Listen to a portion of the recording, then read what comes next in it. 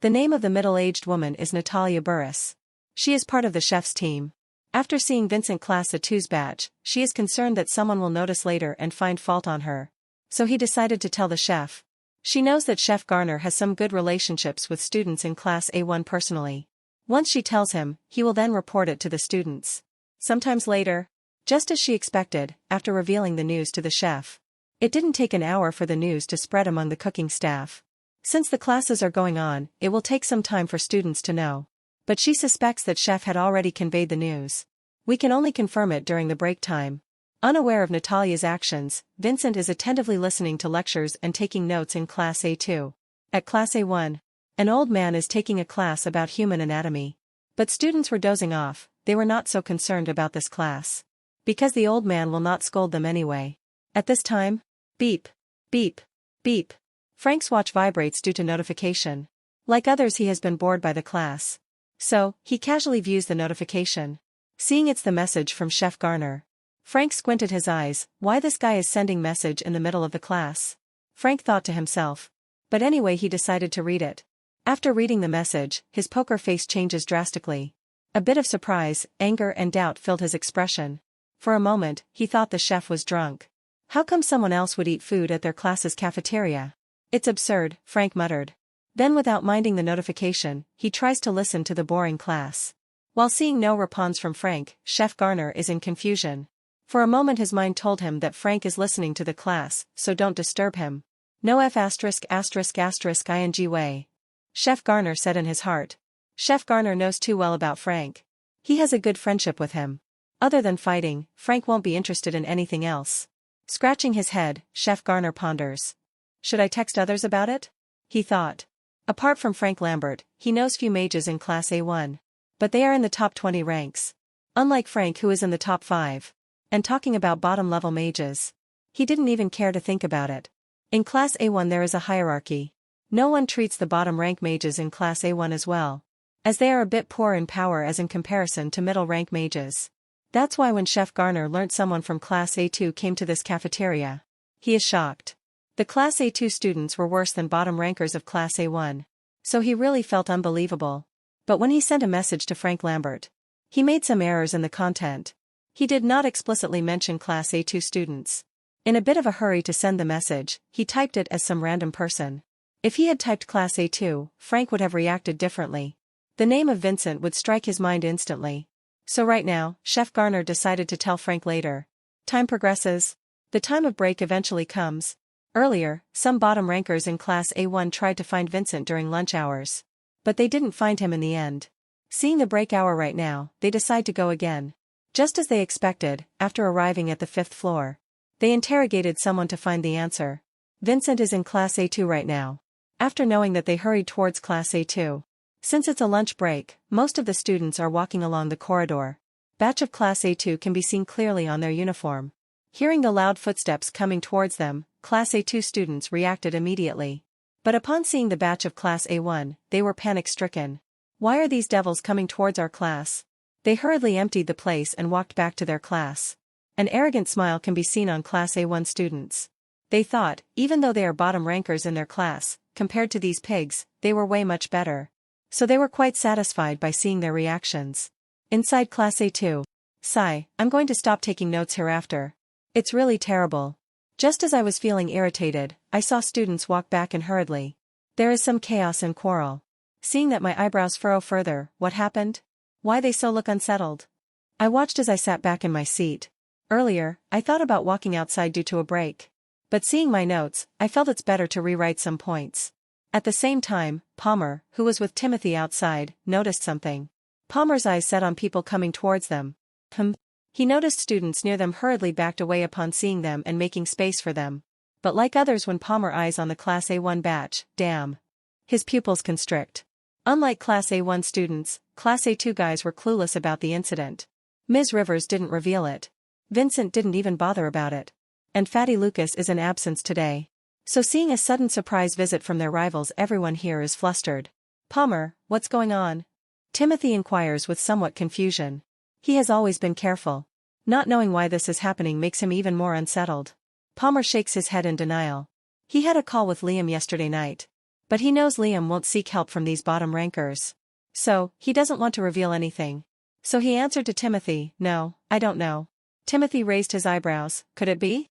He thought of some possibility. An image of 3 persons flashes before his eyes. "Timothy?" Palmer called out. Seeing Timothy went into deep thinking. He suspects he might know something. Timothy came back to his senses and said, "If nothing else, I bet something to do with Vincent Carey." When Palmer heard that, he faked his expression. He knows it's a feud between Vincent and some Class A1 students. So, it has to do with him. But Vincent is the one who got beaten instead. I wonder why they came back again. Palmer said with somewhat confusion. But he literally put up an act. Timothy too nodded in confusion. Just as their conversation came to an end, the Class A1 students came to the entrance. Who is Vincent Carey? Hearing that, everyone was stunned and turned their gazes towards Vincent Carey. I tilted my neck to glance at the entrance. Seeing Class A1 students came here with such fanfare, I smiled and stood from my seat. Earlier, I wondered. It's been half a day since there was no sound from Class A1 students. And even there is no wind of Liam. Seeing Vincent walking towards them, Class A2 students backed off. "So, you are Vincent Carey?" One of the bottom rankers from Class A1 opened his mouth. Clearly disdain can be seen in his eyes when he said that. "Yes, I'm Vincent Carey. Do you need something?" I said with a small smile on my face. Seeing that Class A1 students were stunned for a while, and his discine eyes fumes with anger. This SC***** from Class A2 is behaving as per rumor, he thought to himself. "Harumph, our leader asked you to visit our common podium." The bottom ranker said. "Common podium, I muttered. "There is an old stadium in our school. It's under renovation. And why were these buffoons asking me to go there?" Next moment, I cracked a smile. I understood their abacus. But they don't know exactly what I want from them. "Okay, I'll go there with you." After saying that, I left with them. The Class A2 students stood stunned. They couldn't believe their own ears. Vincent Carey casually went back with them. At this time, Palmer and Timothy looked at each other. When both of them heard, it was Liam. Palmer knew it had something to do with yesterday's event. And Liam actually picks up the spot of our common podium. I heard there were security guards monitoring it. What is this Liam is up to? He is literally asking for death. Once the security guard caught them red-handed, then it's over. For a moment, he couldn't control his curiosity. He wanted to know what was going to happen, so did others. Seeing his classmates discussing seriously, Palmer snorted back by saying, "What are you gossiping about? Do you want to get reprimanded by Ms. Rivers?" Hearing Palmer's words, everyone went back to their places. Whatever happens with Vincent, it has nothing to do with them. So they went back quietly. And exactly at this time, the break time was over. Upon viewing the time, Palmer knows the teacher must be on his way towards our class. Palmer, after driving away everyone, plans to follow Vincent before the teacher comes back to the class. Just as he takes a step forward, he remembers that there is another guy beside him. "Ahem, what are you going to do?" Palmer said to Timothy. Timothy hesitated a little bit. He didn't want to get scolded by the teacher and the headmaster. Upon seeing Timothy's reaction, Palmer thought it didn't cost him anything. If he let Timothy accompany him, it would be better. Anyway, if I get caught, at least I have some company in this way. "Let us go together," Palmer said. Then both of them hurriedly walked towards the common podium. They don't want to miss out a 96 New York fun. Especially, Palmer feels suspicious after witnessing Vincent's confident smile. Yesterday, when he had a conversation with Vincent, he found out that Vincent didn't even out Liam in his eyes. Since yesterday, he has been in a dilemma by don't know what is true and false. Alternatively, these buffoons were carrying smug smiles on their faces. I want to see what their reaction will be after knowing the difference of strength between us. With a smile in my heart, I walked along with them towards the common podium. 5 minutes later, we reached the podium, which is under renovation, but there is no sign of workers right now. "Off day?" I muttered. No wonder, Liam picks up this spot. I believe it's been a year since I saw the podium fully operational. While I'm feeling nostalgic, I took this time to look around the surrounding area. But at this I was interrupted by these bottom-rank morons. "What are you looking at? Just get going." How did I know that these people were bottom rankers? Well, while along the way they were constantly boasting about how miserable I'm going to end. Then they revealed something about top 20 mages in their class. So, I used the system's probing function to look at their details. And with that I know these people were comparable to Palmer. But the only difference between them and Palmer is luck. They had better mental methods than Palmer. So their practice time is a lot faster. As a result, their strength is higher than Palmer. Sighing, I decided to put an end to this play. If it weren't for writing notes, I wouldn't have come here. I rather choose to finish things with them outside the school premise rather than inside. After making up my mind, I took the lead and hurried my pace towards the entrance gate. Seeing that the rest of the fellows followed me from behind. Inside the common podium. What happened? Why it is taking so long for them? Liam said to himself. Earlier this morning after revealing the news to the class. He thought it was over, thereafter Vincent Carey was done and dust.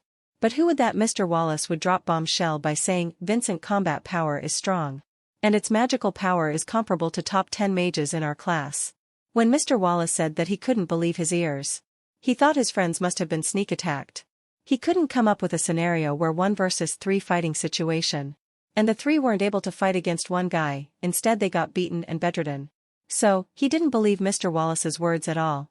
Then he decided to wait for his friend to wake up first and later he would make up a plan with them. But unfortunately, his friends were still bedridden. It is well past 8 hours yet there is no sign of waking up. His mood gets worse seeing them in a bedridden state. At that time, he decided to do something against Vincent Carey. It all happened an hour ago. He went to check up on his friend during lunchtime. He returned back with great disappointment and anger. Coming back, he expected someone to take action against Vincent Carey. Especially the bottom and some middle rankers. He knows the attitude of the top 20, they won't test the waters as first persons. And the top 10 won't even bother. Top 5 mages are in their own zone, they won't act unless someone threatens their position. Even he himself won't bother about it, if it weren't for his friend's state. But he hadn't expected bottom rankers to be cowardly. After knowing Chrissy, Bruce and Mark were bedridden they become afraid as their strength is nothing compared to his friends. How can they stand against Vincent who is responsible for such a deed? So none of the bottom rankers moved after realizing the truth. He felt frustrated seeing that, if none of them moved it's impossible to know about Vincent Carey. Whether his strength is real or fake. Then how is he going to seek revenge for his friends? Frustration and anger took over his heart. Finally, he decided to go for himself. He told bottom rankers that his friends were sneak attacked, otherwise Vincent Carey would be bedridden instead of their place. But some bottom rankers had brains so they didn't believe his words. For them Liam threatened with using his power and status as a class leader. So, that they can only shut up in the end. Finally after grouping 6 bottom rankers, Liam plans to beat up Vincent inside the common podium during break hours. Right now, just as he is recalling the previous things. He heard footsteps. As he looked ahead he saw a new person walking up to him along with the bottom rankers. The person with black hair and eyes, he knew it must be Vincent Carey. Looking at Vincent, Liam sneered and said, "It's really surprising I thought you won't come." So he is Liam Baker. What a strange guy. I muttered while observing him. I hadn't expected him to send someone to escort me. I answered, "Well, I don't know why someone from class A1 is looking for me." Liam raised his eyebrows hearing that. "You really don't know? Palmer didn't fill you in with details." "Who is Palmer by the way?" I said. Anger rose up in Liam's heart by listening to Vincent's words. Instead of talking he wants to beat him up directly. At this time, I called out the system in mind, system probe, Liam Baker's details. Strong, ding. The level up system is functioning. /strong. Strong, ding. The host's voice is recognized. /strong. Strong, ding. The command is executed, /strong. Strong, status panel, /strong. Strong, name, Liam Baker, /strong. Strong, magic power, bronze battle axe, /strong. Strong, magic level, level 1 limiter, /strong. Strong, mental method, great mountain axe technique advanced grade, /strong. Strong, weapon core status, 20.11%, /strong. Strong, mana power, 315, /strong. Strong, talent, middle low, /strong. Strong, color, pale green, /strong. Strong, strength, 33, /strong. Strong, speed, 28, /strong. Strong, stamina, 29, /strong. Strong, vitality, 27, /strong. Strong, intelligence, 30, /strong. Strong, soul power, 31, /strong. Strong, constitution, 29, /strong. Strong, spells, 2, /strong. Strong, 1. Great horizontal /2. Great vertical cleave is /strong. Seeing Liam's status panel, I'm clear about one thing. It would be foolish to head on with close combat. I maintained an expressionless face outside. But on the inside I'm clearly considering the possibility of retreating without having any clash against him right now. His attributes are nearly double that of mine. Then my eyes set on his core status, which is already in double digits. Liam has the same talent as mine. For me it will take 3 years to level up formally due to Earth grade mental method combined with talent. But for Liam it will take more than 3 years, probably 5. Since he had started practicing using advanced grade methods it will slow down his progress. One good thing though, mages have a huge lifespan, as long as they get breakthroughs in the end it's fine. They won't be bound by such constraints. Even though they have only advanced grade mental methods to practice they still have some hope left for breakthrough. It all happened in a couple of seconds, while he was observing me. What to do? My mind races up to find some solution. Liam awakened his magic a year ago, for me not even a month has passed. The level of difference can be seen clearly. But I'm not even flustered, I have utmost confidence in my gravity power. Seeing his magic weapon. It is clear that he is a close combat mage. Instead of fighting him head-on, I'm going to use a gravity field to deter him. Yet seeing his boastful face I doubt he will sprung up in action first. At this time, you guys go and completely thrash him up for me. I want to see his bleeding face, Liam said with an arrogant smile on his face. After hearing his words, the bottom rankers began to surround Vincent Carey. Each of them have their own magic powers they want to try it on Vincent Carey. When this was happening, Palmer and Timothy were sneakily watching this entire situation. They had already arrived at the entrance when Liam started to talk to Vincent Carey. As they were keenly eavesdropping, Palmer's heart jumped up in fright when Liam mentioned his name. Seeing the bottom rankers were surrounding me, I sneered. I am not clueless about their strategy. I can dispose of them at any time, but while doing that I need to keep an eye on Liam. Simultaneously my mind is also working to come up with some sort of backup plan, because Liam's status is no joke. Suddenly, one of the bottom rankers took action. His magic power is Mist Illusion. Mist Illusion type is one of the strongest illusion types among the illusion family. It forms cloudy mists surrounding the enemy to disrupt his senses and make him fall under illusion. Powerful illusion mages can cast a wide area illusion spell, which can decide the life and death situation of enemies. When I sensed someone moving, I recognized that person. A while ago, I probed everyone's details along the way, especially taking note of different types of magic. And this person happens to be a rare illusion magic user. At that time I thought of a plan on how to handle him, but after seeing his stats which are under 10, I stopped coming up with a strategy, because he doesn't pose a threat to me. As long as I disrupt his spell before casting then everything would be fine. Right now, seeing him casting spells, I wait for the right opportunity to strike. Next moment, I saw he came to the last part of the spell. Fortunately, gravity doesn't require me to chant magic words. I mumbled. For some magic types it is compulsory to do that and for the rest of us it doesn't require to do so. So I made a move. Gravity push. I released invisible force from my hands, it really feels gentle. But, PFFF, PFFF, PFFF. An enormous pressure, like a tidal wave, came at them. Caught off guard, all of them flew backwards and crashed on the ground. Everyone coughed blood due to the sudden impact. As everyone within the range of 500 meters, no one escaped from the spell except Liam who happens to be a few distance away from my spell's range. Instead of enveloping them the gravitational force simply threw them out. As a result, the bottom rankers escaped from a life and death situation. Unfortunately, Liam doesn't seem to care. After seeing everyone thrown away by Vincent's spell, Liam became mad. Waste, all of you are simply waste, Liam shouted fanatically while pointing his fingers at the bottom rankers. As everyone tries to get up to seek revenge they hear Liam's words. Everyone was displeased hearing him shouting, instead of getting angry at Liam. They turned towards Vincent Carey. In anger one of them stood up and made a move. Torrential Rain. It's rare elemental type magic, in early stages it plays a supporting role rather than main individual role. In a supporting role, the mages can combine their magic with others. Like poison magic, the poison magic with torrential rain can cause deadly effects. But only after reaching higher level the mage can use its full potential of his magic. When the spell was cast, it formed a small cloud above Vincent and immediately followed by heavy rain. While he was doing that his actions were followed like chain reaction, everyone else acted. I know his magic is harmless, but it's still annoying to get wet at this time. Suddenly I notice what everyone is up to. Like earlier, everyone swarmed towards me. Since they didn't learn from the last lesson, this time I decided to use my main spell. Gravity Field. Keeping those bedridden in mind, I released a fraction of gravitational force. A gigantic gravitational pressure envelopes everyone within the range of 500 meters. Being subjected to enormous pressure. One by one bottom rankers begin to shake and tremble in fear. In the end they couldn't withstand and were directly planted on the ground. From the beginning to end, it took only a few seconds. Right now, the bottom rankers ended up unconscious. Their injuries were not severe due to Vincent's controlled release of his magic. Liam, who has been observing the show, feels disappointed. None of their attacks landed on Vincent Carey. It completely overturned his beliefs. The strength shown by Vincent is enough to injure his friends. But instead he convinced everyone that Vincent made a sneak attack on his friends. Perhaps, the idea of someone stronger than his friends studying in Class A2 is unbelievable. Especially his friends who were in the top 20 ranks. With that preconceived notion, he subconsciously believed that his assumption is the truth. But right now reality gives him a huge slap on his face. So, whatever Mr. Wallace's bluffing earlier turned out to be true. Liam mumbled under his breath. I should have waited for 3 of them to wake up. Now everything is in a mess. I became a testing puppet for top 10 rankers.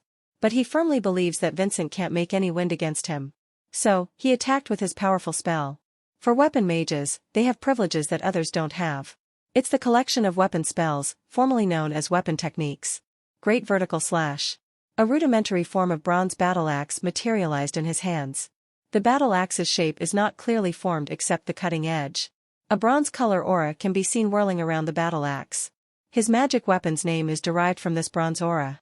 When the axe powered up completely, by grabbing the handle tightly Liam swung it with full force. A powerful energy is slashed at Vincent.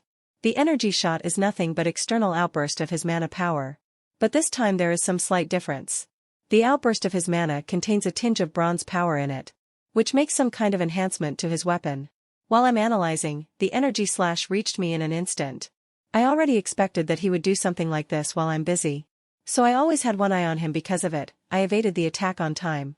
The energy slash hits the empty space and finally lands on the ground. Boom. The energy slash destroyed the tiles, by leaving a long vertical scar on the ground. I can see the impact of the bronze power in it. After seeing the impact of his spell, I feel his stats were justified. Harumph, I snorted back and moved quite a distance away from him. I thought of a good plan. If it's successful then I can avoid this fight for today. Seeing his attack got missed, Liam got even more frustrated. At this time, I said, wait, a new idea pops up in my mind. I hope the fish catches the bait. It would be futile to fight against him. I wonder what would happen if he revealed my current strength to his classmates. Especially the top 10 mages. This guy's stats are not worse but still he ranks at 10th. So I realized the horror of the top 10. It's best to increase my talent as soon as possible. With that when the time comes, I'll act. Hearing Vincent's answer, Liam was taken back. He hadn't expected a question in the middle of the fight. Liam sneered, don't think that you can back off by talking. His suspicion is getting higher. If Vincent really had strength against the sky, he would have executed his spell first. So he feels there is no need to talk. This guy has brains. But I want to see his response after hearing my next words. Without giving him any more time to launch next spell, I stated in a loud voice, Liam, your classmates are dying right now. Isn't it responsibility of the class leader to lead his class? Protect them and set up an example by being a role model. On contrary, you have brought them here to die. I wonder, what do you think of the headmaster? I bet you didn't even put the headmaster in your eyes. I said in one breath with righteous-filled tone. Alternatively, when the bottom rankers conjured various spells to attack Vincent, both Palmer and Timothy maintained a pin-drop silence watching this confrontation, both of them wiping sweat beads on their foreheads. They thought this meeting would end up in one-sided humiliation. But upon seeing Vincent's gravity power, Palmer's expression changed drastically. He was like a patient suffering from blood loss. His complexion got worse. Zack is level 1 mage with 1 week of practice, but his combat power is comparable to some senior students. Timothy is in no way better. He covered his mouth with both of his hands. He doesn't want to make any sound to expose himself. The situation won't end well if you antagonize either of the parties. Palmer was wondering whether it's good to report to security guard mages or not. Once they reach the spot, they will put an end to this matter. After making up his mind, he decided to call the security guards. But at this time he heard Vincent's statements. Vincent is arguing with Liam, but why? Liam won't give up this matter until he makes him bedridden like his friends. Palmer thought to himself. But when he heard Vincent's continuous statement, he observed Liam's reactions for that. Surprisingly, Liam's expression changes for a moment, then he regains his composure to usual self. The situation is getting more interesting. But more he thought of the situation, the more he feels Vincent is more dangerous than other mages. So hereafter he decided to maintain some distance from him. But their conversation didn't change his mind. He decided to notify the security guard mages. The main reason he is doing this is solely to protect himself. If management came to know that he was present in this situation and did nothing to stop the situation, they will surely take action against him. I hope the security guard will take action ASAP. While muttering, Palmer sent a text message to the security guard's helpline number. He sighed in relief after sending it. His entire being felt a sudden release from suffocation. At this time he notices Timothy, who stood like a statue. He said, "Timothy, I'm going back to class. I sent a message to the security guard help number about the situation. Soon they will come." Palmer patted Timothy's shoulder to make him relax. Timothy slowly nodded after hearing his words. Timothy doesn't want to stay in this play anymore. If not for Palmer, he would have already gone back to the class. Then both of them immediately left the place and hurried back to their class. Security guards building. 1 level 4 mage and 4 level 3 mages were together responsible for safeguarding the Little Star Gate High School. The level 4 mage is the leader of their team and admin of the security guard building, while the rest of work is handled by other mages. Right now, level 4 mage is not currently at the building. The information center is monitored by one of the level 3 mage. The information center is rarely used by anyone. All the important tasks were conveyed through their own school account or personal contact.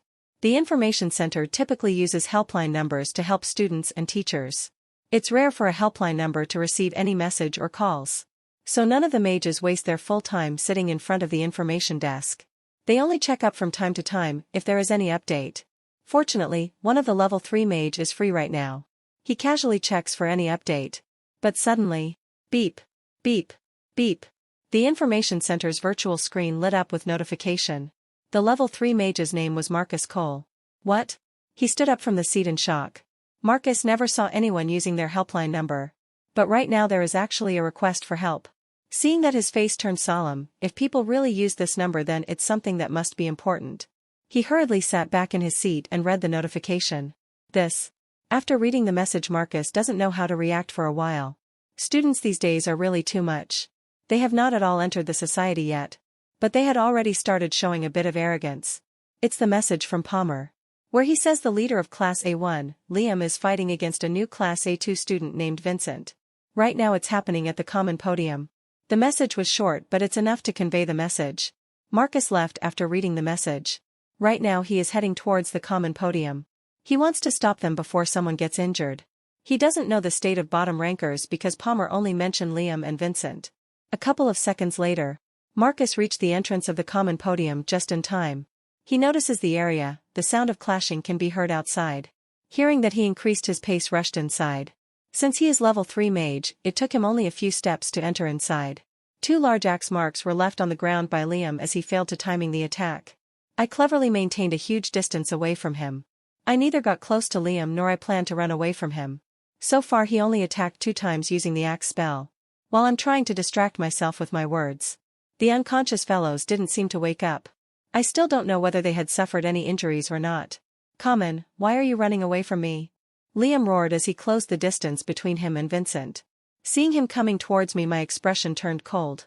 I can evade 1 or 2 attacks, but I can't evade it forever. While my mind was sprung in action to find some solution, suddenly I felt chill behind my backs. I turned backwards and saw a middle-aged person coming towards us. Seeing his dress, F***K, I cursed out loud. Liam was no good either, his rudimentary bronze battle axe disappears instantly. He stood in surprise, none of them knew about their plan. Those who know about their plan are already here. How come a security guard suddenly comes to this place? Is this a coincidence or what? Liam said to himself. Unfortunately, he had only used his spells 2 times. Both times Vincent escaped from his attack luckily. He clearly sees Vincent is not good as himself. So he felt that as long as he continued to attack, Vincent would be caught off guard. But it looks like even this plan won't be successful due to the security guard's interference. Marcus Cole sighed in relief his heart when Liam stopped attacking with his magic weapon. After entering inside, he casually glanced at the surroundings. His eyes immediately fell on unconscious students. Seeing that, he immediately rushed towards them to check their pulse. After confirming that they had only some bruises left on their body, he breathed in relief. They will be fine after consuming some mana energy. He immediately stuffed some energy pills into their mouths. The bottom rankers slowly woke up one after another. Some clutched their head in pain and while others felt somewhat dizzy. Seeing everyone is okay, Marcus immediately informed 2 class teachers about the situation. Then Marcus's icy cold gaze sets on Vincent and Liam. He doesn't know what's going on? But according to the message, the person named Liam is attacking a Class A2 student. Looking at the batches of everyone, he understood something. There is only one student with Class A2's batch while the rest of them were wearing Class A1's batch. He confirmed his assumption. None of them dare to look at him right now. Everyone stood in silence. At the same time, Mr. Wallace was resting at his cabin after his hectic schedule. Suddenly, he received the message from security guard Marcus Cole. Upon checking up the message, "Damn it, Liam," he gritted his teeth in anger. Early this morning he was wondering what he was up to. But he hadn't expected him to gang up on Vincent. Actually, he hoped to see a one-on-one confrontation. If Vincent performs well, he will rope him into his Class A1. This was his plan all along. But now Liam ruined everything. If he attacked Vincent with numbers, then there is no room left for him to defend both himself and Class A1 students. Suddenly the headmaster's warning came to his mind. He stood from his seat and immediately went towards the common podium. Alternatively, Ms. Rivers also received the same message. She massaged her temple after reading the message. She feels soon the peaceful days of Little Star Highgate School will be over. After sighing, she headed towards the common podium. Inside the common podium, I glanced at the security guard. I have seen him a couple of times before when I was in Class B6. But I had never expected to meet him in this situation. For a moment, I had an impulse to probe his details. But I controlled myself. Anytime now Ms. Rivers would come here. Fortunately, I was victim in this situation. I will definitely get some free days to relax. I believe in meantime, Liam won't act against me. Especially inside the school facility. I felt a cold gaze again, but this time, it's not from the security guard but Liam. Seeing him, I sneered inside. Even at this time this guy is showing attitude. Shaking my head, I observed the bottom rankers. This time none of them dare to look against me. Feeling my gaze, they hurriedly ducked away their heads. Looks like hereafter they won't fight against me. Now I had only to deal with top 20 mages in Class A1. Just as I'm pondering, I heard footsteps coming towards us. It's none other than Mr. Wallace. I can see his expression filled with rage. "Liam, are you out of your foo G-mind?" Mr. Wallace cursed out loud. Liam and other bottom rankers petrified didn't dare to look at him. Who would have thought the situation would escalate like this? Liam wanted to say something but he closed his mouth. Liam is really aggrieved. Logically speaking, Mr. Wallace as a class teacher, he should be on his side. He is confused as to why he is not supporting him.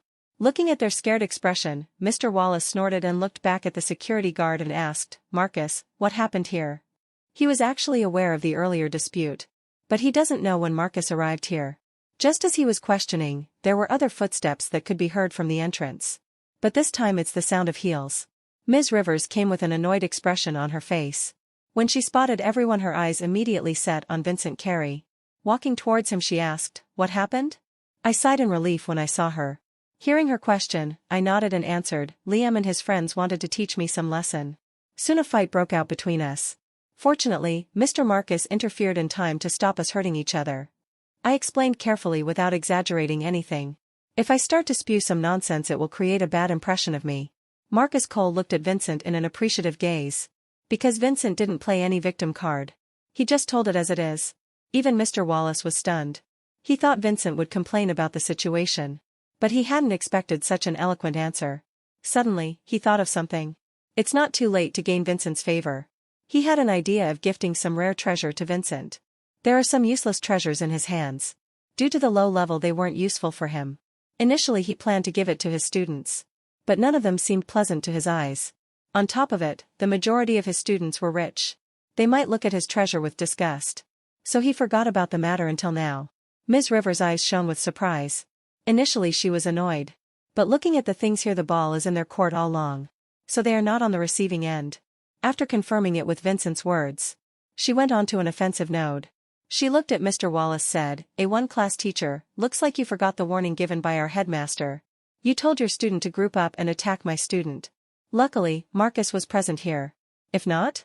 Before she continues to say, Mr. Wallace interjects, "Ahem, I have never told anyone to target Vincent. This guy here is the friend of those three who were bedridden.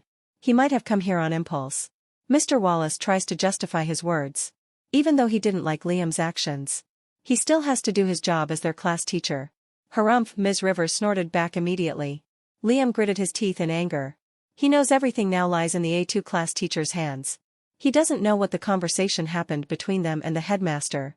Mr. Wallace quickly realized he didn't want things to reach the headmaster's ears. He needs to end this matter here as quickly as possible. He immediately glanced at the important person here. His life-saving straw is Vincent. As long as he convinces Vincent everything would be fine. He quickly walked towards him. Vincent, only you can put an end to this matter. I can promise you no one from Class A1 will disturb you hereafter. Wallace, what do you think of us? Ms. Rivers questioned in a dissatisfied tone. She clearly remembers Wallace was the one who went to the headmaster to complain about Vincent. Now he is sweet-talking to save himself. I'm stunned hearing bickering between these two. But it was nice to hear confirmation from him. If Class A1 students didn't disturb me hereafter, then it would be really peaceful. Mr. Wallace feels irritated by her words. He turned around and said, I'm not asking without offering a gift. After saying that, he looked back at Vincent and commented, I will give you a grade 1 exotic flower in exchange for truce. What do you say? Ms. Rivers was stunned hearing that grade 1 exotic. It's not much attractive to them. But for rookie like level 1 rankers, it's very much helpful to them. But even giving away such a grade 1 treasure is no joke. It will cost lots of money. She hadn't expected from Wallace to give away such a gift to Vincent. But at this time she saw Vincent was looking at her. He seems to want to know her opinion. She nodded and commented, if he is really offering such a treasure, then we can end this matter here on one condition. Mr. Wallace turned towards her and asked, what is it? Like you said earlier, hereafter no one will come after Vincent. But not only him, I want no one to come after my Class A2 students. Ms. Rivers said with a smile. Hearing her saying my students from time to time, Mr. Wallace twitched. But to save his position as A1 class teacher he reluctantly agreed. Okay, fine. He said. Then looking at Vincent he said, I will give it to you before the end of today's classes. After saying that he turned towards Marcus and asked finally, you won't interfere with it, won't you? Mr. Wallace knew according to rule, this situation should be handled by the security guard. If it were an admin then this would be a different matter. Since it's Marcus he hopes for him to turn a blind eye. Marcus Cole smiled and said, fortunately, no one is injured. Apart from some damage done to the ground. There is nothing serious here. Mr. Wallace twitched. So, you want me to pay for the damages? He said in his heart. He gritted his teeth and said, don't worry, I'll look into it. Marcus smiled hearing that and answered, then it's fine for me. After saying that he left the place before nodding at both of them. Mr. Wallace didn't stay at this place any longer. He left with Liam and other students to go back to his class. Finally, only Ms. Rivers and Vincent Carey stood alone in this place. Ms. Rivers smilingly looked at Vincent and said, you reaped big rude this time. Normally grade 1 treasure would cost several hundred alliance points. I nodded, wondering what variety of exotic flowers he had. Each had different functionality. What I prefer is something to boost my talent. But I can't ask exclusively for this. I have to wait and see myself. Ms. Rivers didn't mind Vincent's absence. She thought Vincent might be excited about the treasure. She smiled and said, let's go back to our class. Headmaster's cabin. Mr. Collins is looking at a chunk of reports on his desk. Most of them were financial ones.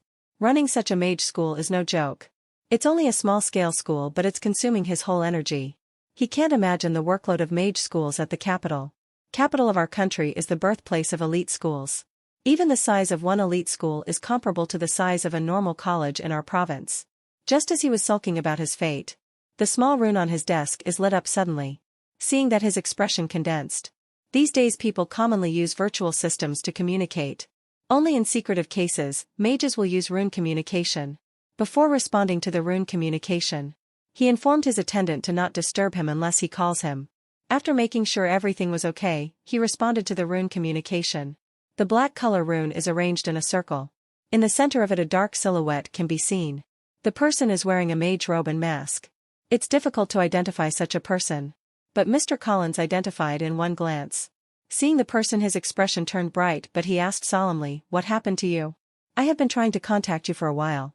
Yet there is no response. The dark silhouette replied, it's none of your business. Just tell me what do you want? Mr. Collins raised his eyebrows, but he didn't continue to poke into his matter. He answered, I want you to kill someone. The dark silhouette didn't surprise me when I heard that. He had already guessed it and said, if it's a level 4 mage, then you should try someone else. The previous injury he got from level 4 mage has not been recovered so far.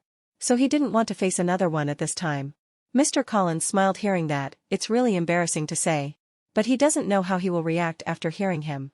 I don't have time, just say it, the dark silhouette said in a deep voice. He doesn't understand why Collins is hesitating. Hearing that, the headmaster Collins replied, you need to kill a person named Vincent Carey. He is a student at our school. When he finished speaking, the dark silhouette surprised but he recovered himself. It's not the first time he heard it. This type of killings happens usually. But he hadn't expected it from Colin's mouth. For a moment, he became curious about the reason. But soon he shakes his head in denial. Everyone has their own secret. So he doesn't want to pry Collins's details.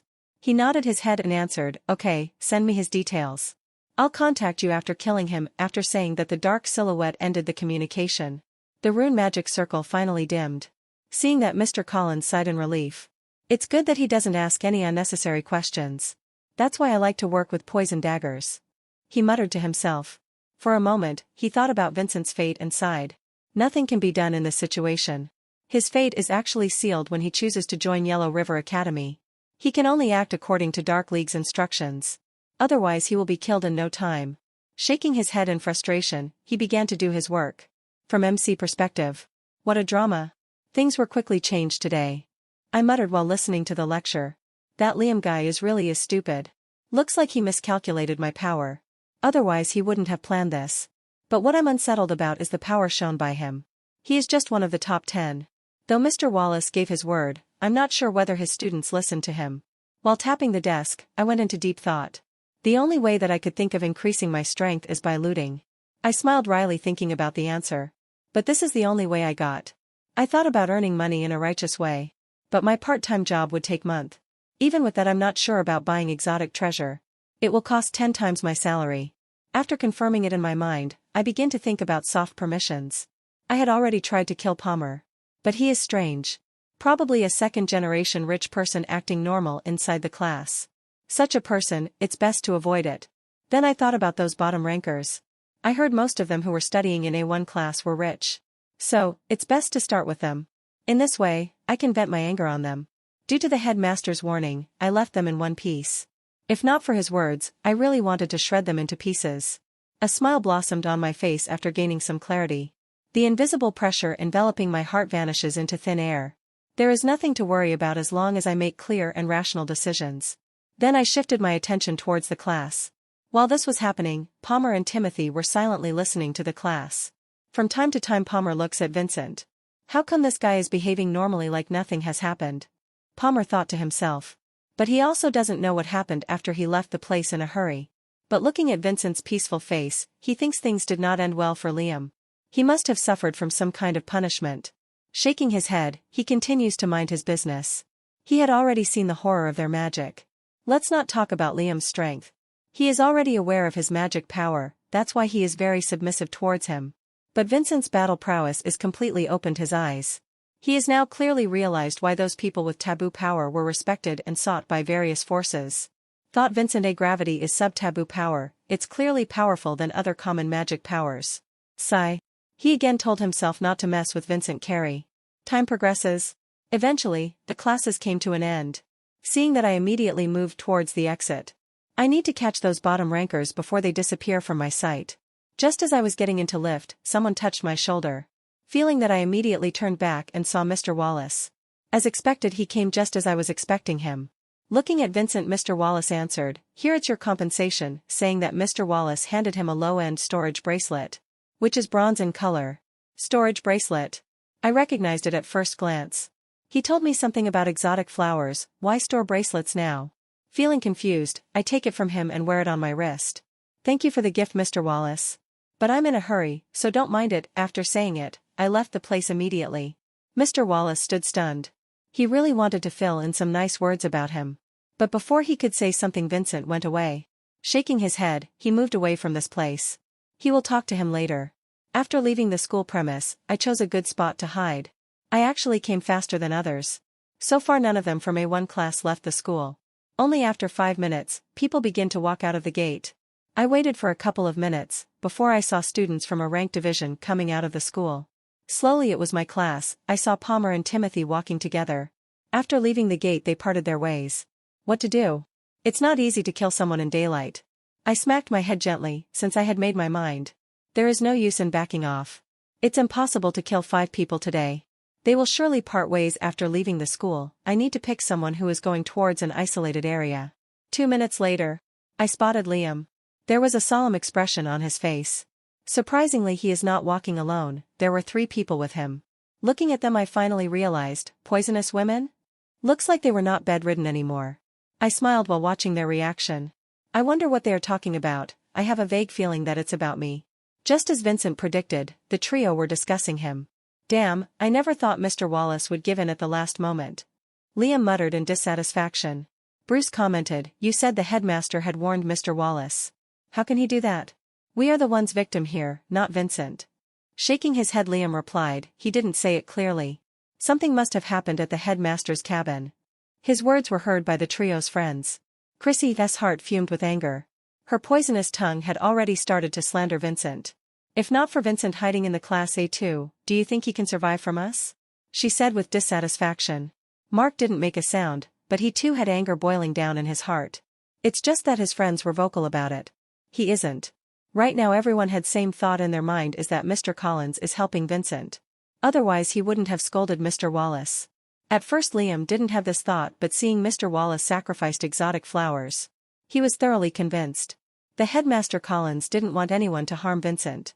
Otherwise why would Mr. Wallace went such a length to compensate him with such a treasures? Don't worry, soon we will get our chance for revenge, Liam asserted. Chrissy Hart's beautiful face wrinkled. She remembers how she was completely crushed to the ground at that time. It was very unsightly.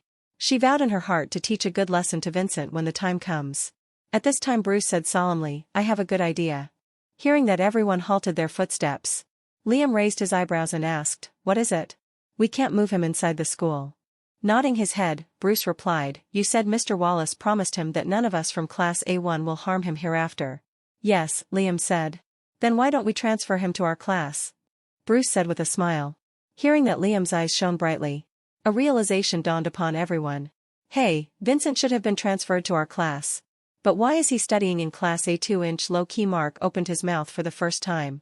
Chrissy Hart thought of something and sneered, he is not the only one, together with that fat pig. They were transferred to Class A2 by our headmaster. The headmaster again? Bruce's face turned unsightly. Liam stood in silence, but his mind was racing to find solutions. The idea suggested by Bruce is really good. But it will take time. Right now there is no vacancy in their class. Only after 6 months, a few people will graduate from Class A1. Liam and his friends were debating whether or not they should bring Vincent into their class. It would be easier for them to pay back if their plan was effective. Sigh, Liam murmured, his gaze fixated on his buddies for a time. This requires approval from the headmaster, as well as, I suppose we require assistance from the top 5 rankers. We need top 5 rankers' assistance. His look was complete when he stated that. How wonderful would it be if everyone was on the same page? But he understands it's not going to happen. Let's leave, we'll discuss it tomorrow. Liam remarked. The other 3 nodded in accord after hearing his words and parted ways as they walked out the school gate. I'm not sure what these 4 were up to. However, based on her expression, whatever they're plotting isn't going to be good. I muttered under my breath as I watched these 4 students exit the school. I shook it aside and returned my attention to my original plan. Those 4 last place finishers, huh? I got out of my hiding place. The illusion mist wizard is heading in the direction of a sparsely populated neighborhood.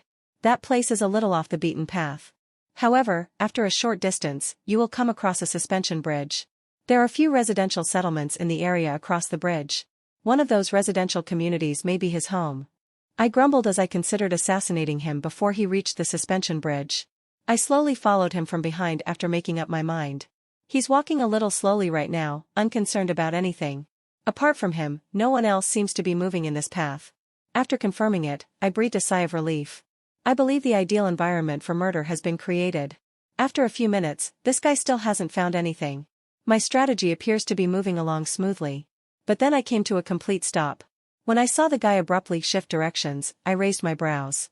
Instead of walking straight towards the suspension bridge, he stopped and looked around.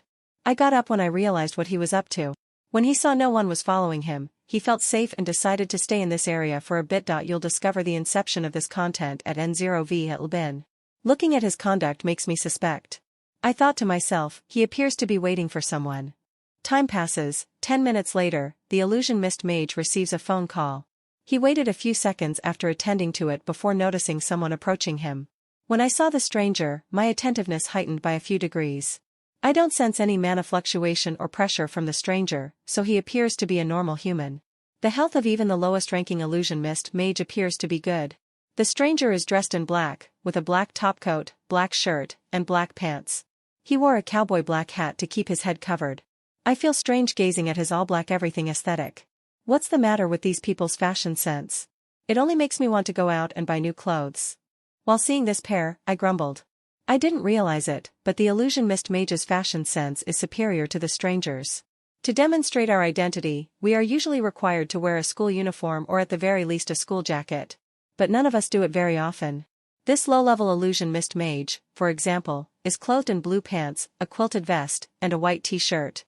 I smacked my forehead, realizing that I had come here to kill him but had instead come to admire his sense of style. I let out a sigh. There are some alterations between these two all of a sudden. The stranger handed over something to the illusion mist wizard after a little conversation, which he swiftly placed inside his storage bracelet. When I see that, my eyes gleam with amazement. After giving him the item, the stranger went away. It turned out he was a delivery person. I grumbled, recognizing that no one in Class A1 has a basic background. The illusion mist mage of the lowest tier continues to return to the suspension bridge. The small incident that occurred just now appears to have been premeditated, and the items he is carrying appear to be expensive. Before I walked away from my spot, I rubbed my temples. I intend to bring him here right now because we are only a few meters away from the suspension bridge. Who? He drew back the illusion mist because he sensed someone was following him. As I got closer to him, I muttered the spell, gravity field.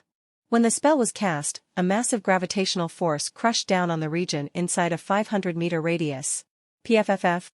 As he was taken off guard, the illusion mist magician coughed up blood. His entire self was planted on the ground as a result of sudden gravitational pressure, as it had been in past conflicts. For a little while, his mind went blank as he entered a state of unconsciousness.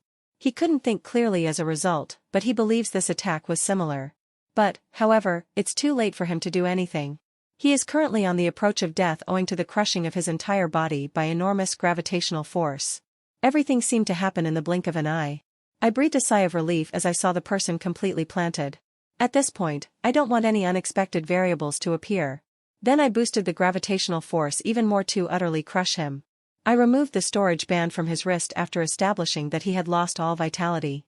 When I gaze at this bronze bracelet, a sliver of doubt flashes across my face. Does it have a tracking imprint? I murmured something. It's feasible that certain families' descendants will bear a conscious mark. I have no idea who this guy's family is. What should I do? Then I made the decision not to take any of the items back home with me. In today's environment, certain wizards can track down killers without having much information at their disposal. Fitness fun in the park 0.00/0.00. After walking away from the location, I let out a deep sigh. So much has happened in such a short period of time. I walked towards my house, shaking my head. It's already getting dark outside. I'd better move my ass as soon as possible before my parents start preaching at me. Sometimes later. Phew. Mission accomplished. My senses finally relaxed once I entered my house. Just as I turned to look upstairs, I heard a deep voice from behind me ask, "Where have you been?" Brad Carey, perplexed, and questions his son. What is happening? My son is not an outgoing person. Looking at his actions these days makes me feel very strange. Brad Carey expressed his feelings in his heart. Dad? I said. When I noticed his questioning gaze, my mind sprang into action to concoct a quick lie. Cough. I spent time with a friend. While answering, I observed his reaction. I'm hoping that old man doesn't ask me any questions. When Brad Carey heard that, he raised his brows, but the silver of his skepticism quickly faded. He notices that his son is no longer in Class B6. Vincent has been transferred to a highly competitive environment. Brad, on the other hand, has no idea how A-level students study. But he believes his son has made some new friends. Brad's lips curled into a small smile after confirming his own assumption. He's happy right now, so he doesn't ask any more questions. Okay, you can go and freshen up, Brad Carey says, beckoning for his son to move. His two sons have very different personalities. His concerns about Vincent's future are no longer valid. On the other hand, he was worried about Brian, his elder son. He intends to take better care of him. Finally, I lay down in bed to rest after closing my room door. My mind was replaying the previous few hours of my actions. I killed one, but I'm not sure what to do about the others, I mumbled under my breath as I closed my eyes. But I quickly dispelled those negative thoughts, realizing that in order to pursue good opportunities, you must be willing to take some risks. So I'm not sorry for what I did. However, thinking about that storage bracelet dampens my mood a little. If I didn't do it, I'd be in a lot of trouble. I persuaded myself by murmuring. When discussing about the storage bracelets, my eyes suddenly lit up. Before I walked out of school, Mr. Wallace gave me something. I sat up cross-legged and took it out as a gift for him. He described it as an exotic flower. Finally, I have something useful in my hands. My eyes twinkle with delight. I slid open the storage bracelet to inspect the item. My nostrils were attacked by a sudden burst of fragrance. For a brief moment, I felt dizzy. I felt compelled to close the bracelet right away. So, closed it for now. Before I cleared my mind, I massaged my temples a little more. I need a good environment before I consume it, or else its efficacy will be lost. I muttered something under my breath. I can feel the exotic flower's fragrance rejuvenating my body on its own. What should I do? With a sigh, I replaced the storage bracelet in my possession. Claudia Gym is a safe and suitable location to consume this flower. If I do it here, my father might detect the fragrance. Then there will be serious interrogation. My face became ugly as I reflected on it. I'm thinking about getting a new house for myself. I'll customize it to my liking with a slew of safeguards. Money. Money. Money. Everyone requires financial assistance. I closed my eyes to sleep after going through a series of thoughts. I even forget to feed my stomach. As time passes, on the first day of my part-time job, I'm not sure how, but I awoke earlier today. Probably because I'm excited because it's my first day on the job. Smiling as I examine my appearance in front of the mirror, I gained some self-assurance. I wore a gray hoodie and a green cargo pant after having a good both. Part-timers, I suppose, don't have to be as formal. Even though it's not a good idea to wear it, I believe the captain will turn a blind eye to it. Before going downstairs to eat breakfast, I carefully comb my hair.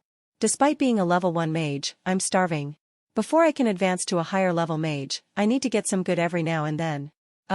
Lila Carey was taken aback when she saw her son getting ready this morning. On weekends, he used to sleep for long periods of time. So, what happened? She pondered this after witnessing her son's new actions. I sat in my chair, avoiding my mother's gaze. Taking a look at the delectable food on my plate. I didn't hang around any longer. I start gobbling it up. My brother arrived just a few minutes later. We didn't mind if we talked a little while we ate. My father is on duty and will arrive later. Fortunately, my brother did not question me. So far, this has really surprised me. What is he thinking? Today, I noticed that his energy level was a little low. In any case, even if I ask him, he will not tell me. I shake my head and go about my business. After filling my stomach, I said my goodbyes to Mom and walked out of my house a few minutes later. I soon discovered a good air car taxi. By not waiting here, I saved some valuable time. The air taxi took off and flew straight to the train station. I can see a few air cars moving in that direction from above. This is a very busy time. I did well by booking tickets earlier this week. I'm enjoying the view from above, but suddenly, beep, beep, beep. My watch flashed with a notification. Captain Tyler has called. When I saw his name appear on the screen, I rushed over to him. Where are you now, Vincent? My ears were filled with the sound of a deep voice. Captain Tyler's voice is heard. Hearing that I had hurriedly responded, Captain, I just got out of the house. What happened? Oh? Then everything is fine. On call, I can't tell you. You'll find out once you get here. After saying it, Captain Tyler ended the call. I cursed him in my heart as I heard his words. These jerks won't let me walk down the right path. I'm getting the itch to taste blood again. Harumph, I snorted right away. If not for the purpose of seeking out new opportunities, I would not have applied for this position. Everyone on my team is good, but they are all too self-centered. Captain Tyler, in particular. After speaking with him for a while, I discovered that he is extremely greedy. And he spends the majority of his time looking for influential connections. He's only recently discovered new hope in me. He resorted to flattery. No part-time employee, I'm sure, would have received such a warm welcome and respect as me. Though I understand their situation, I believe their future is limited by their talent. They can only have some hope if they consume resources. But, in my opinion, there should be a bottom line. I don't care how nice he is as a person. But if Captain Tyler sees me as a fat ship to be slaughtered, then he'll end up in a bad way. Even if he has no ill will toward me, I will kill him for viewing me as a tool. Then I returned my attention to the scenery from above, shifting my thoughts. The air taxi will soon arrive at the station. I won't have to wait long to hear his explanation. At the same time, in Red City's police headquarters. Captain Tyler's workplace. Where is he now, Captain? Vice Captain inquired. He is aware that Captain wishes to hug this kid's thigh to reach his goal. Because Vincent has a bright future. But on the inside, he's a little embarrassed. Though he dislikes having the Vincent on his team, he does not harbor any ill will toward him and has no plans to do so. He understands that the reason for the kid's selection is due to Captain Tyler, not the kid's performance. Because of Vincent's stupidity, he looked down on him. Vincent is still a student at the end of the day. How can he accept such responsibility and help them shut down illegal clubs in their city? He shook his head, expressing his displeasure with his captain's actions. If something goes wrong, not only will that child lose his life, but their mission will also fail. Then the subsequent recuperations will be too difficult to bear. That's why he believes his captions are too hasty and put the team in danger of failing. He is not the only member who feels the same way. The other team members also have this opinion. Aside from the task at hand, no one wants to perish. As a result, they believe Vincent's chances of survival are slim if he ends up in a field tasks. Such a talented kid to have such a stupid brain, it's really a shame, Alan remarked in his heart, a wry grin on his face. Okay. Captain Tyler looks to Alan for his question. He'd been with his team for so long. As a result, he can easily grasp the underlying meaning of his words. After traveling a long distance, the train reaches the main city. The train slows down as it touches the platform. One by one people started to exit the coach. Seeing there was enough time to reach the police headquarters, I walked out slowly. Looking at the bustling crowd, I smiled. It's difficult to guess people's career with their dressing. I heard in the capital there is a clear distinction between normal humans and mages. Mages disdain the use of regular humans' channels and transport. I don't know whether it's true or not, but if you look at the broadcasting channel, you can see some glimpses. Shaking my head, I walked towards the exit. At least in our city there is not much of a disparity. I can guess it's largely due to their home situation. It's normal for mage family to give birth to regular human here. Even in my case, I escaped such a waste. That's why people here are somewhat harmonious. Slowly, I stepped out of the station. The headquarters is walkable distance from here, so like earlier I choose to walk. Soon, the headquarters building came into view. Seeing there is no traffic on the road, I crossed the street and reached the entrance. As I walked through the entrance, surprisingly I didn't find the middle-aged man who usually guides the new people. Shaking my head, I used the lift to reach Captain's floor. Creak, the door slid opens. As the door opened, I hurriedly stepped inside. Suddenly, I found the gazes of 5 people on me.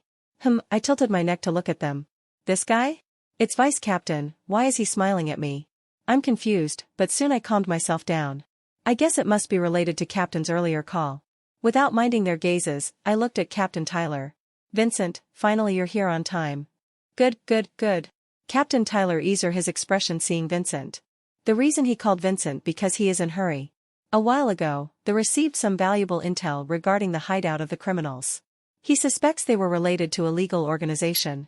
In order to see it, he needs someone from here to assist them. That's why he thought of Vincent. Though it's first day of his, he just need 15 minutes to guide him. The work is very simple. Vincent needs to inform them if there is any new information on the server. At the same time, he needs to make a few calls and confirm the intel. Seeing Vincent's gaze, Captain Tyler coughed. Ahem, Vincent. We received some intel about the rogue mages. Since it's your first day, you will be here assisting us from here. Captain Tyler said one breath. I sighed internally hearing him, that's all I thought. If it's just desk work I'm fine. Looking at him I answered, okay, Captain. But I don't know how to help you. Vice Captain Tyler laughed out loud. In the eyes of everyone, Vincent is just a school kid. He is not even a rookie mage. So Captain Tyler intrigued and answered, Kid, your courage is commendable. You just have to stay here and do just what our captain says. Hearing that I stunned. This guy? I always felt Vice Captain doesn't like me. Why does he creating problem for me? Is there any play behind this?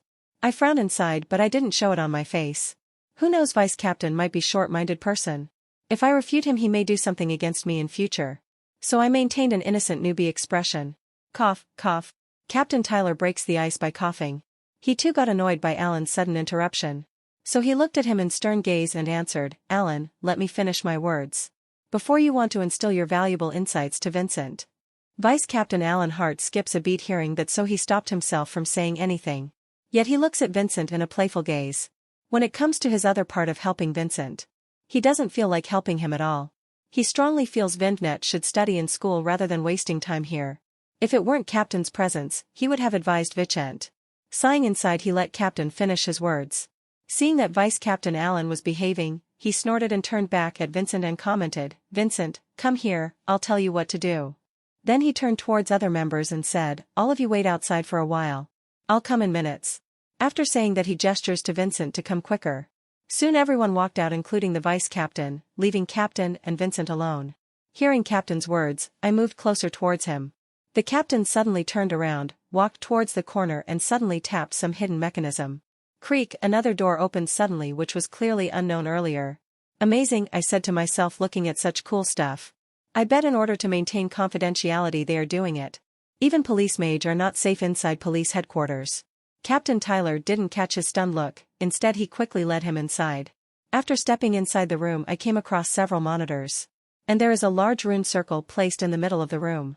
The rune circle consists of 5 ring-shaped circles imposed on one another. It certainly intrigued me. It is very different from common communication circle. Since I don't know, it's better to ask the captain.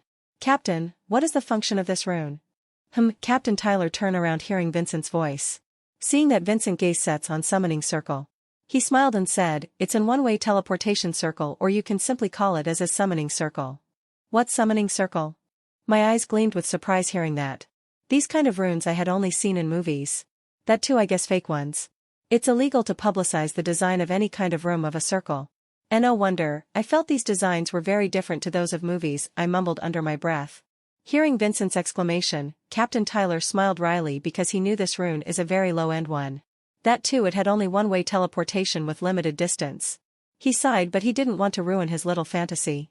Since it's the first day, it's better to have him in a bright mood. Cough, cough. Hearing sudden coughing sound, I broke away from my thinking and turned to him. This guy, his style is kind of irritating. Why are there no pleasing fellows in the team? Fortunately, I'm going to spend my time alone. I don't know how the working atmosphere with these guys. So I thought it's better to drive away Captain as soon as possible. Captain Tyler commented, Vincent, I can ask someone to give a formal tour of our headquarters later. For right now, just focus on the task at hand. I nodded hearing that. The next second he began to teach me how to log in and log out, monitor the real-time view of crime reports. And also he gave me a list of calls to attend and collect data. For a while, I felt dizzy, but somehow I managed to learn all these things. These things weren't not new, but it's just a little advanced from our everyday work. So it didn't feel too much to learn, or I should say Captain Tyler is not teaching me high-level stuff on my first day. But it's okay. 15 minutes later. Vincent, is there anything you don't understand? Captain Tyler asked. I nodded and answered, don't worry, Captain. I'll handle it. Good, Captain Tyler said. Then he immediately left the room after giving the master key code to Vincent. Without his permission no one can enter the room. Seeing the disappearing back of Captain, I sighed in relief and sat behind my desk. Damn, he is much more boring than my school mentor. But anyway, he pointed it out by doing it himself. Which helps me learn rather quicker. I said to myself. After some time, I looked around carefully. Unknowingly I glanced at the summoning circle again. I hope no one pops up suddenly, I smiled wryly thinking that. Then my mind suddenly thought about good ones. Where do these guys store their treasures? I heard there is something called a treasury room inside such a big organization. I wonder if I will get a chance to see it. It would be nice. But I don't plan on robbing it. Outside of the building, the special task force team is quickly assembled led by Captain Tyler. Seeing Captain Tyler walking towards them, Vice Captain Allen advised, Captain, it's getting late. It's better to move right away. Captain Tyler nodded and said, okay, let's go. The team quickly hopped into their police air car. Though everyone has their own magic. It's illegal to use their magic unnecessarily. Considering the amount of normal human population living in the country, such strict laws were placed. The special task force team quickly reaches the target location, but to be on the safe side they landed one step ahead of the location. After stepping out of the car, Captain Tyler looks around the street. The street is not abandoned. He can see humans walking along the street. As per the report, this town has a human population, not a mage population. It's very hard to find a single mage residence in this town. He felt no wonder that rogue mages use this town as one of their hideouts. Unless there is a big movement, their whereabouts won't be exposed. And with caution they can execute their plans. His expressions frowned thinking that. Whatever they are planning is not good for the society, he muttered to himself. Then he glanced at his teammates and thought something. Alan? He called out. Captain, what is it? Do you have any plans? Vice Captain asked in a solemn tone. Usually on missions he used to be on alert mode. Since the mission involves raiding the rogue mage's hideout, he is quite concerned about it. Normally he can deal 1 or 2 fishes. But right now he doesn't know the strength of the other party. Captain Tyler looked at him and answered, according to intel, the location of their hideout is luxurious hot. But I suspect there must be some kind of hidden basement for their secret operation. Then he added solemnly, you go there and see if you can gather some intel. Then come back to the backyard of mine Zoe Medical Clinic. Vice Captain Allen nodded, hearing that. Then he left the place immediately. After walking away meters he found there was no human around. So he directly used his speed magic. His body vanishes in a moment as head straight towards the clinic. He is cautious along the way. Apart from rogue mages, he doesn't want any humans to find out about it. Otherwise it would reach everyone's ears, especially reporters. Then it would be endless trouble.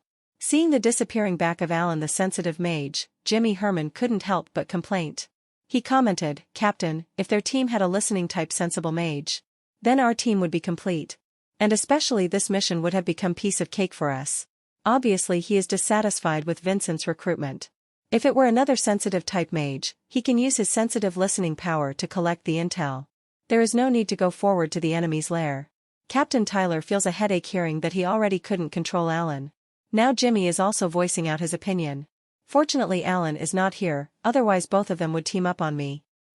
He sighed but didn't vent out his anger on him, rather he replied, "Don't forget we are on mission. Anything can happen here, so put your mind on the current happening," Captain Tyler uttered with a dissatisfied tone. Jimmy shakes his head in disappointment. Since it's a mission he realizes it's inappropriate to talk about now. Earlier, he wanted one of his cousins to have this job. But unfortunately his cousin didn't come to attend the interview. Otherwise he would be in Vincent's place. Obviously the conversation between the two was heard by two female members. But they don't have any opinion regarding the appointment of Vincent as part-timer. At this time, "Okay, let's visit Minzoe Medical Clinic," Captain Tyler immediately said before Jimmy could say anything. The police air car flew high above the sky. It's impossible for normal humans from the ground to recognize. Captain Tyler drives it towards Minzoe Clinic, which is a few streets away from here. This town has poor infrastructure, they can clearly see from the above. But this type of poor location is picked by rogue mages. Not only rogue mages, in some countries, even legal factions have their mages set up a backhand hideout. 5 minutes later, the air car lands in the backyard of the clinic. The clinic has a high compound wall supported by tall trees. Unless someone walks close to the clinic, it's difficult to notice the landing of an air car. The small air car lands on the ground without much noise. Captain and his team stepped out of the car and suddenly they were greeted by a deep voice. "Ha, ha, ha, Tyler, it's been long since I met you. How have you been these days?" Followed by the voice, a white-haired old man with a smiling face walked out of the back door. Obviously he is related to Captain Tyler. Seeing Captain Tyler he walked closer towards him. "Old man Minzoe, I'm fine. But looking at you it still feels like old days. Sorry I couldn't able to meet you after promotion." Captain Tyler said it with an apologetic tone. Hearing the conversation between the two, the rest of the teammates were stunned. They hadn't expected someone related to their captain actually living in this poor town. From the conversation they can understand, this person is a doctor, as he named the clinic after his own name. Minzoe smiled, then he quickly glanced at his teammates and commented, "Let's go inside. You obviously came here for a mission, so I don't want to waste your time." Captain Tyler smiled and gestured to his team to come along. Inside the clinic, there is a meeting room. Everyone sat in their respective seats. Captain Tyler and Jimmy sat on the right side couch, while Pam and Lottie sat on the left side. Old man Minzoe sat in the middle. Looking at the old man Minzoe, Captain Tyler commented, "Old man, I think you should move the clinic to our red city." He is obviously concerned about the old man's safety. Though he received intel from the informer, he contacted a few people to verify the information. So old man Minzoe was also one of the people who verified the information. Ever since he knew about it he wants to convince him in person. Now that he has said he wants to know what is on his mind. Old man Minzoe smiled wryly. He obviously knew the meaning behind his words, so he commented, "Red City is so huge, the landmass is so huge that it is even comparable to nearby smaller counties." Then he added with a sigh, "Where do you think the old man can put his little clinic to survive?" Captain Tyler was not satisfied with his answer. "If you need a place for the little clinic, I can arrange it for you. I'm not saying it as your friend but also as a police mage." Then he added in a solemn tone, "Since you told me that there were some rogue mages living in this town, one day or another they will cause some trouble for you. So I don't want that to happen." Their conversation touched the hearts of his team. Especially he mentioned the news of a rogue mage told by him. Especially Lottie, Wind Mage. She felt Captain's concerns were true. So she added, "Little, Mr. Minzoe, I too feel it's safe for you to shift your clinic to our city. There with presence of mage population, these rogues won't dare to move around boldly." Hearing her words, Pam Levine also nodded beside her. Only Jimmy sat in silence, his mind on Alan's task. With his speed he can move around easily to collect information and return back in time. At the same time, Vice Captain Allen reaches the luxurious hotel. But looking at the hotel he was stunned. What luxurious hotel. From the captain's words I thought it must be a huge building. But it's only a 2-story building. He said to himself. Shaking his head, he dispelled his magic and from here he walked like a normal human. After arriving at the entrance he found someone sitting at the receptionist desk. A sudden vigilance rose in his heart. What is it? He raised his eyebrows in confusion. Slowly he looks around him to see if there are any magic fluctuations. His instinct always came true. For a while he didn't move around. It might be related to Rogue Mage. So instead of entering the hotel, he walked past it. He feels there might be someone looking at him. He doesn't know whether it is intentional or unintentional. So he cancelled his plan at the last moment. Let's just enter after 10 minutes. Until then it's best to put up an act like purchasing some snacks in a nearby shop, he said in his heart. If he acts strange it will attract attention, so he walks towards a nearby shop to purchase some snacks. Fortunately he didn't wear any costly clothes, he may appear richer than the common residents of this city. But he feels it's fine. Before entering he adjusted his breath completely to avoid mana leakage. Seeing someone entering the shop, the female shopkeeper behind the counter raised her chin. At first glance she notices that he is an outsider. She is familiar with people around her shop. So she knows he is a stranger. Vice Captain Allen stepped inside the shop. Suddenly his pupil constricted, noticing the women behind the counter. Vice Captain Allen halts his footsteps for a second before entering. Upon noticing the shopkeeper women he senses something. Then he slowly walked up to the counter without showing much of an expression and asked, "Hi, can I get a bottle of water?" The shopkeeper woman nodded and went away to bring the cold water from the refrigerator. Seeing the back of the woman, I caught mana fluctuations from her. He said in his heart. It's hard to imagine there is actually Mage in this little shop. He frowned but quickly recovered himself. As the woman walks back with a water bottle. After paying the amount, he casually leaves the shop and heads straight towards the hotel. He hopes this time there won't be any ominous signs. Fortunately this time he didn't feel any palpitations so he calmly stepped inside the gate and headed towards the reception desk. An old man is sitting behind the reception desk. Seeing a somewhat rich person coming to the hotel his old face reveals a warm smile. It's rare for rich fat sheep to come here. The old man said in his heart. He is also one of the rogue mages working for a criminal organization called Poison Dagger. Usually this hotel is visited by the rogue mages or human criminals related to their organization. Even if someone non-related came to stay, he couldn't afford such an extravagant price. Because the price is comparable to Red City's hotel. He is just a level 2 weak rogue serving in the organization. In order to survive he does miscellaneous work in Poison Daggers. So seeing someone coming his eyes lit up with surprise. The old man himself didn't aware how many rich fat sheeps died from his hands. But most of them were humans. He never offends anyone exceeding his ability. After confirming the person is a normal human and there are no mana fluctuations released from his body. He immediately stood up from his seat to greet his money bag. Vice Captain Allen had already seen through his expression. Since he is Level 3 mage, it's easy for him to notice old man's level. Considering he had already seen 2 mages in vicinity of this hotel he is slightly concerned. Welcome esteemed guest to our Blue Wing Hotel. The old man opened his mouth to greet Vice Captain Allen. So in order to not blow up the cover, Allen plays along. He replied, "Hello, I'm new here. I need room for one night stay," Vice Captain said in a polite tone. Seeing his polite tone and humble attitude, the old man was convinced that he was a rich man. But still he looked behind him and found no one. Which feels strange for him, usually rich people won't come alone. There might be a companion or bodyguard usually tags along. But this fellow got no one. The old man raised his eyebrows. But still he does his job. He begins to explain various suits and facilities to him and especially the cost price for it. "What do you say?" Allen uttered in disbelief. He couldn't believe the old man's words. This dilapidated hotel actually prices its room at 5,000 alliance points/day. And 2,500 points for a night stay. This is robbery or what? He looks at the old man in a questioning tone. This is broad day robbery. As a police mage how could he neglect such an illegal act? Seeing Alan's shocked reaction, the old man smiled embarrassingly. He is quite used to seeing this reaction. Actually it's not up to him, this hotel is built for Poison Dagger as a secret hideout. In order to cover up only people related to the organization comes here as a customers. Even if some unrelated person stumbled upon on this hotel. He will walk away after seeing the price. The old man fears this person might walk away from here. He doesn't want to lose his money bag, otherwise he needs to do some heavy task to earn money and resources. What to do? He racks up his brain. He can't lower the price, the only thing he can do is to come up with a reasonable lie. Ahem, sir. Our Blue Wing is under renovation. Since we are under shortage of funds, we can only come up with such a high price. The old man said, smiling, hoping his performance would convince him. Vice Captain Allen sneered inside seeing this vile old man's abacus. He came here to spy, not to spend money.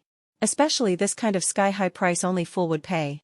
But after realizing the old man doesn't want himself to leave, he answered, price is too high.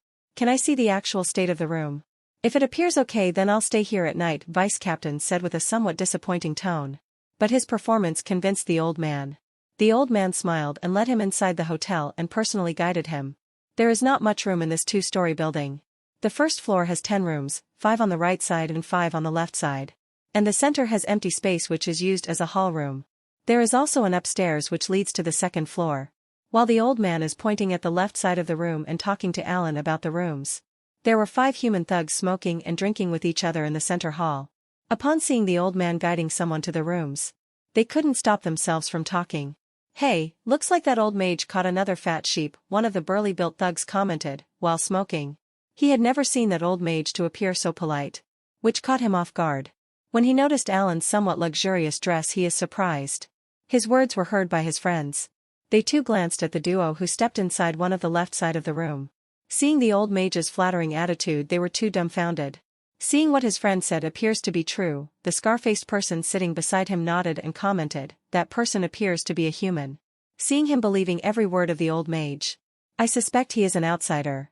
When he uttered outsider, the rest of the thugs' eyes gleamed with greed. How rare for a prey to enter inside the lion's den.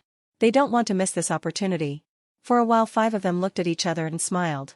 At this time the boss of the thug group is a fat bald man. Looking at his friends he commented, hey, we can deal with human. But how can you escape from the old mage? Don't think he is too old to use his magic. He is still a level 2 mage. It's easy for him to get rid of us. His words poured cold water on everyone. The scar-faced person affirmed and said, boss is right, don't forget without our master's support, it's impossible for us normal humans to sit and drink leisurely here. When he said that, greed in everyone's eyes disappeared and only helplessness remained in their heart.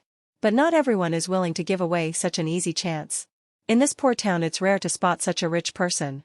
Especially burly guy grunted and said, boss, why don't we slaughter the sheep outside? I don't think that old fellow will leave his receptionist desk. His words sparked everyone's interest. Even the boss of the thug group began to weigh in on this matter. They don't want to offend the old fellow as much as possible. But since everyone is short on money and they can't leave the town without their master's order, everyone is seriously considering robbing Vice Captain Allen. These thugs don't know every word is heard by Vice Captain Allen. As level 3 mage is stronger than level 2 mage, his senses were heightened. And there is not much distance between him and those thugs. But poor Oldman doesn't know what's happening behind his back. He is still hell-bent on convincing Mr. Allen to buy this room. But Vice Captain Allen had other plans. Since he heard that thugs were considering killing him and robbing him of his money, he plans to play along. So he quickly turned towards the old man and commented, well, the room is somewhat okay. Then I'll come at night. He didn't explain further. But the old man was satisfied with his words. He thought at least prey failed to escape his hands. Since he chose to stay at night, I'll kill him and rob his money. The old man said to himself. He already caught the glimpse of a storage bracelet on his wrist. That's why he went down this far. Well, esteemed sir, I'm going to wait for your arrival. I'll ask our cooking team to prepare delicious food for you. The old man tries to flatter one more before the Vice Captain Allen walks out of the hotel. The thugs notice the fat sheep walking outside and they look at their boss to make the final decision. Beep, beep, beep. As I was going through the reports, I received a sudden call. Unlike my wristwatch, the communication here is actually rune-type communication. It's good that Captain Tyler had already registered my identity, so it's no problem for me to attend the call. Seeing that rune buzzing with violet color, I pressed my palm on it, the rune scanned palm print and then connected the call. A tiny holographic image of a person hovering above the rune circle. His appearance is a bit vague, but I knew he might be some informer. The hazy silhouette also uses the rune magic circle. Seeing the appearance of Vincent, he is stunned, but quickly composed himself. Because a few days ago, everyone received the detail of new part-timer in Captain Tyler's team. But he had never expected the part-timer would be so young. He quickly calmed himself and asked, you must be Vincent Carey, am I right? When the informer was talking, his information was already shown on the screen. Name, Broody Watson. Status, LVL.2 Tool Mage, Tool, Kitchen Knife. Occupation, Grade 2 Informer. Address, Brown Creek City. Seeing his magic power, I twitched. Then I glanced at his other details. When he finished his words, I turned towards him and replied, "Yes, I'm a newly joined part-timer, Vincent Carey. How may I help you?" I don't want to beat around the bush, since the information is showing him as a grade 2 informer. This guy might want to convey something. Broody Watson nodded, but he didn't know whether to tell him or not. Vincent is just a newly appointed kid, I need to better tell Captain Tyler. Seeing this guy dragging along, I knew his hesitation. So I commented, "Mr. Broody, Captain Tyler had given me permission to attend the calls and make a report about it. So you can be at ease and tell me your intel." Broody sighed in relief, looking like Captain Tyler had already made arrangements for this kid. So he decided to tell him. I spied upon a few rogue mages in recent weeks to collect intel. In order to make sure, I spent few more days and I came across very serious matter. Broody explained in a solemn tone.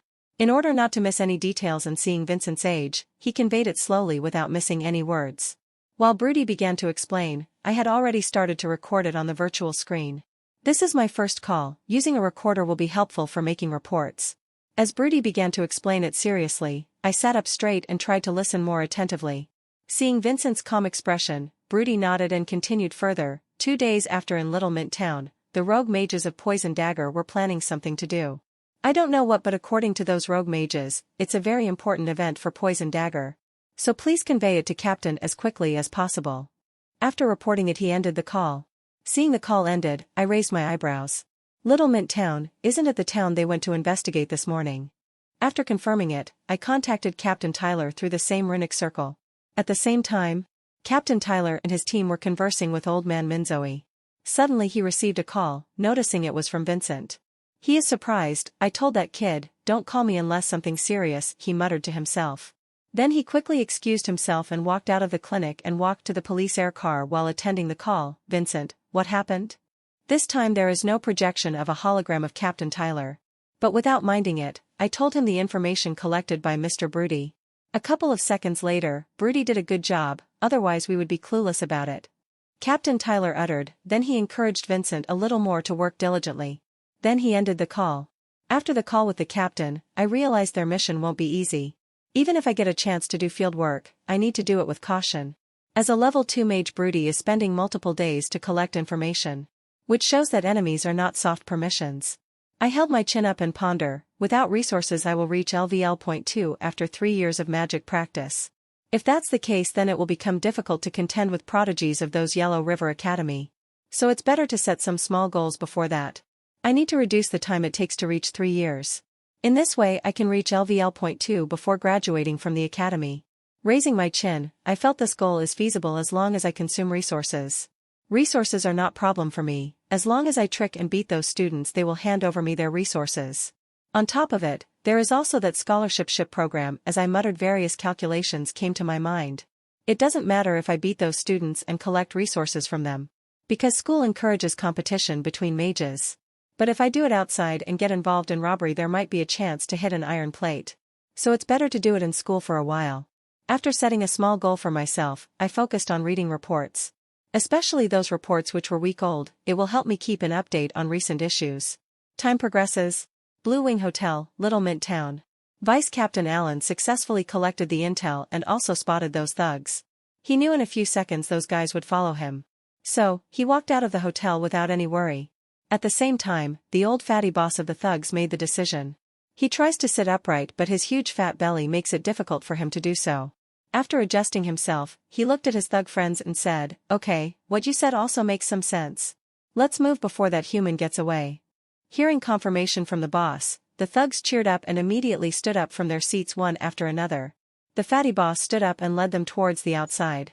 Before going outside they need to come up with a good lie. If the old mage tries to intercept them, then he would cause some trouble. The old mage sat behind his desk. He is in a good mood right now. In his mind he is stimulating various scenarios to kill that human. Just as he was thinking, he noticed the thugs were moving out as a team. His expression frowns. As far as he remembers, there is basically no mission right now. If one of them moved out, it wouldn't have raised his suspicion. But they are going out as a team. "Stop!"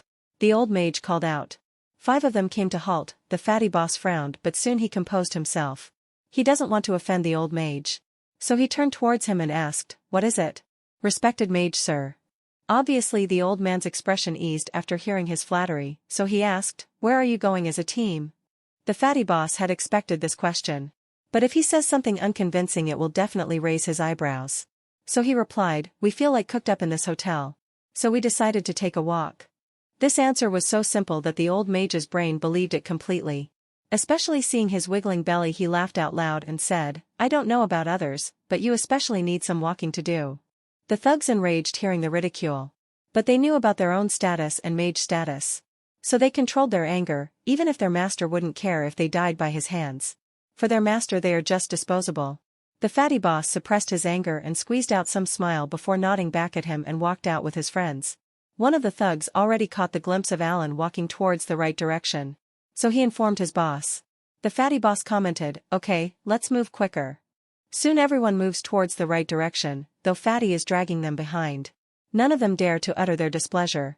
All of them hope to see the human before getting delayed by their own boss. Across 2 streets in the right direction, Vice Captain Alan is waiting for the thugs. He didn't move away further in the right direction, he had deliberately waited for the thugs to see him. After waiting for a couple of minutes, he saw the silhouette of the thugs, especially the haggard expression of the fatty. Seeing that he don't know whether to laugh or cry, he didn't inform Captain Tyler after walking out of the hotel. He wanted to collect some intel from these thugs. These thugs especially happen to be normal humans. He has some common illusion spells to know the truth. It will be a piece of cake for him to collect more intel now. Evening. It's been a good day today, I haven't received many calls. Which gives me enough time to make a report. Working here as a part-timer has been an eye-opener for me. In a way I can see the world of rogue mages. What is even more horrible is that some legal factions were deliberately enabling these kinds of forces. Sighing, I walked out the police headquarters. My first day of work turned out well. Right now I need to see whether there is a branch of Claudia Gym here. I heard the opening of a new branch, but I'm not clear about the location. It would be better if they divide the Red City into a few smaller cities. While thinking, I browsed their site to view. Soon their website opened up, I clicked and searched for their branches. My eyes soon lit up with surprise as I found their nearby branch here. Which saves me a lot of trouble. Tomorrow, I expect there will be a lot of drama in school. So it's good to improve my strength. Going to Claudia Gym will help me consume the exotic flower. After sorting out my thoughts, I hopped into a nearby air taxi to visit. I don't know what's happening on the side of Captain Tyler. I mumbled inside the air car. But anyway, he told me that he will send me some work by tomorrow evening, I will ask him then. Soon the white air taxi reaches the Claudia Gym. It slowly lands on the platform. After paying the fees, I hopped out of the car. I was greeted by the huge billboard saying Claudia Gym. Unlike the one near my home, surprisingly this one is small in size. After glancing at the building for a while, I walked forwards to the receptionist's desk. After paying the fee, I hurried towards the manhwa chamber. Creak, the door slid open. The atmosphere is same as the last one. After stepping inside, the door closed itself. Then I immediately turned on the manhwa chamber. In the next moment the enormous amount of mana began to pour via the inlet with a buzzing sound. My cells refreshes when I breathe in such pure mana. With a delightful gleam I sat cross-legged and took out the exotic flower from the storage bracelet. A sense of pity flashes before my eyes when I observe the blue 5-petal flower. The exotic flower is much more efficient when it's used to make potions. Right now its efficacy will be reduced. Having no choice, I swallowed it directly. With intake of pure mana energy added with exotic flowers, I felt tearing pain all over my body. This is the first time I'm consuming such a raw exotic flower. My only worry is that there will be some side effects later. There is no flower with 100% purity. Even mana potions have some leftover impurities. When I felt tearing pain, a ding resonated in my mind. I feel a wave of energy washing over my mind. I don't know how to describe this feeling. One hand I feel tearing pain in my vein and there is some energy cooling my mind. Suddenly hearing the sound I knew the system detected something. I slowly opened my eyes to see the virtual status panel. Ding. Level up system. Ding. Subgrade exotic relic detected. Ding. Relic class pure heart petal, consumable. Ding. Begin processing 1%. Ding. Processing done 100%. Ding. Impurities detected 60%, filtration begin. Ding. Gathering 40% of energy and start washing host's mind. Status panel. Host's name, Vincent Carey. Magic power, gravity. Mage level, level 1 limiter. Greater than 3 years remaining to level up. Mental method, gravity arc, running. Grade, earth. Running mode, automatic. Rate of absorption, 80%. Gravity core status 0.001%, progressing. Core, formless. Mana power, 200. Mana capacity, 400. Talent, middle-low, upgradable. Color, pale green. Strength, 15. Speed, 15. Stamina, 15. Vitality, 15. Intelligence, 13. Soul power, 12. Constitution, 12. Spells, 3. 1. Gravity field 2. Gravity push 3. Gravity pull. Slots filled 3. What subgrade? I twitched. I thought old Wallace was being generous. But he gave me a subgrade 1 which is under grade 1 relics. This subgrade flower is really cheap. Old Wallace really tricked me. My demeanor changes for a moment, next time when he begs for his student. I will bleed his pocket for sure. A ruthless glint flashes in my eyes when I made up my mind. Shaking my head, I can only blame myself. My botany knowledge is very poor. What is shocking though is that this relic is really poisonous with over 60% impurity. No wonder mages don't dare to consume it directly. They choose to go for potions. Fortunately, I have a system. It immediately filtered out the impurities and allowed the pure energies to pass on. If those impurities accumulated in my body, then my breakthrough time would have further increased. The mage path is such a difficult path. Soon I feel the pain being lessened, I know the efficacy is being reduced. Soon the pure energy dries out. I can feel my thoughts are very clear, there is no block what's over it. Feeling it, I begin to meditate. The gravity arc method started to operate, with the presence of pure mana energy. The circulation turns faster. The gravity arc method turns pure mana energy into pure gravity energy for circulation. The gravity energy begins to circulate the root as per mental method and finally settles on the heart core after circulation. Time progresses. After 2 hours, the mana chamber turned off. I opened my eyes and viewed the status panel. There is not much change in the status panel. My expression frowns a little bit. How come there is no change after consumption of 40% mind energy? Suddenly I noticed a subtle change. The intelligence attribute is raised by 1 point, it's 13 now. I don't know whether to laugh or cry. My fantasy breaks down suddenly. I dreamt about heaven-defying changes after consuming this exotic flower. But reality is really harsh. Then I smiled, though it's disappointing, but I got valuable lessons from it. Subgrade 40%? Then what about grade 1 relics and above? Sure, knowledge is power. Now I have direction, since my system can neglect impurities. I will collect subgrade relics as much as possible. If I start to consume it, then quantity becomes qualitative over the period of time. Then I'm sure that my attributes will have drastic changes. After sorting out my thoughts, I exited the essence chamber. Little Mint Town. Vice Captain Allen was surrounded by thugs. He is deliberately putting in active panic-stricken humans to lure over the thugs. Now these thugs were near him, he plans to collect intel without much commotion.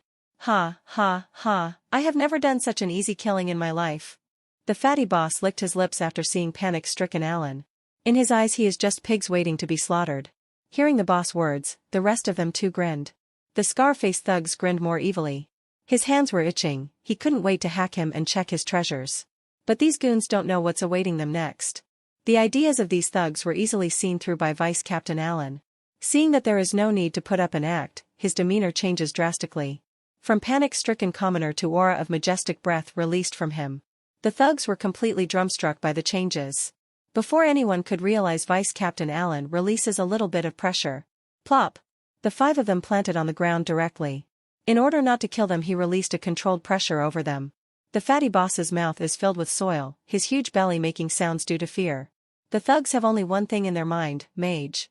Everyone is experiencing their worst nightmare. They never had expected to come across a mage in this barren town. But it's too late to say anything. Vice Captain Allen knows that Fatty is the leader among them. He immediately casts an illusory pill. Immediately everyone's consciousness changes to a fuzzy state.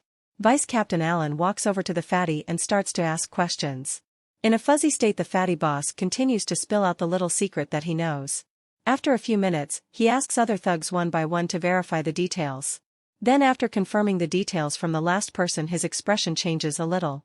These thugs were responsible for moving containers to their hideout.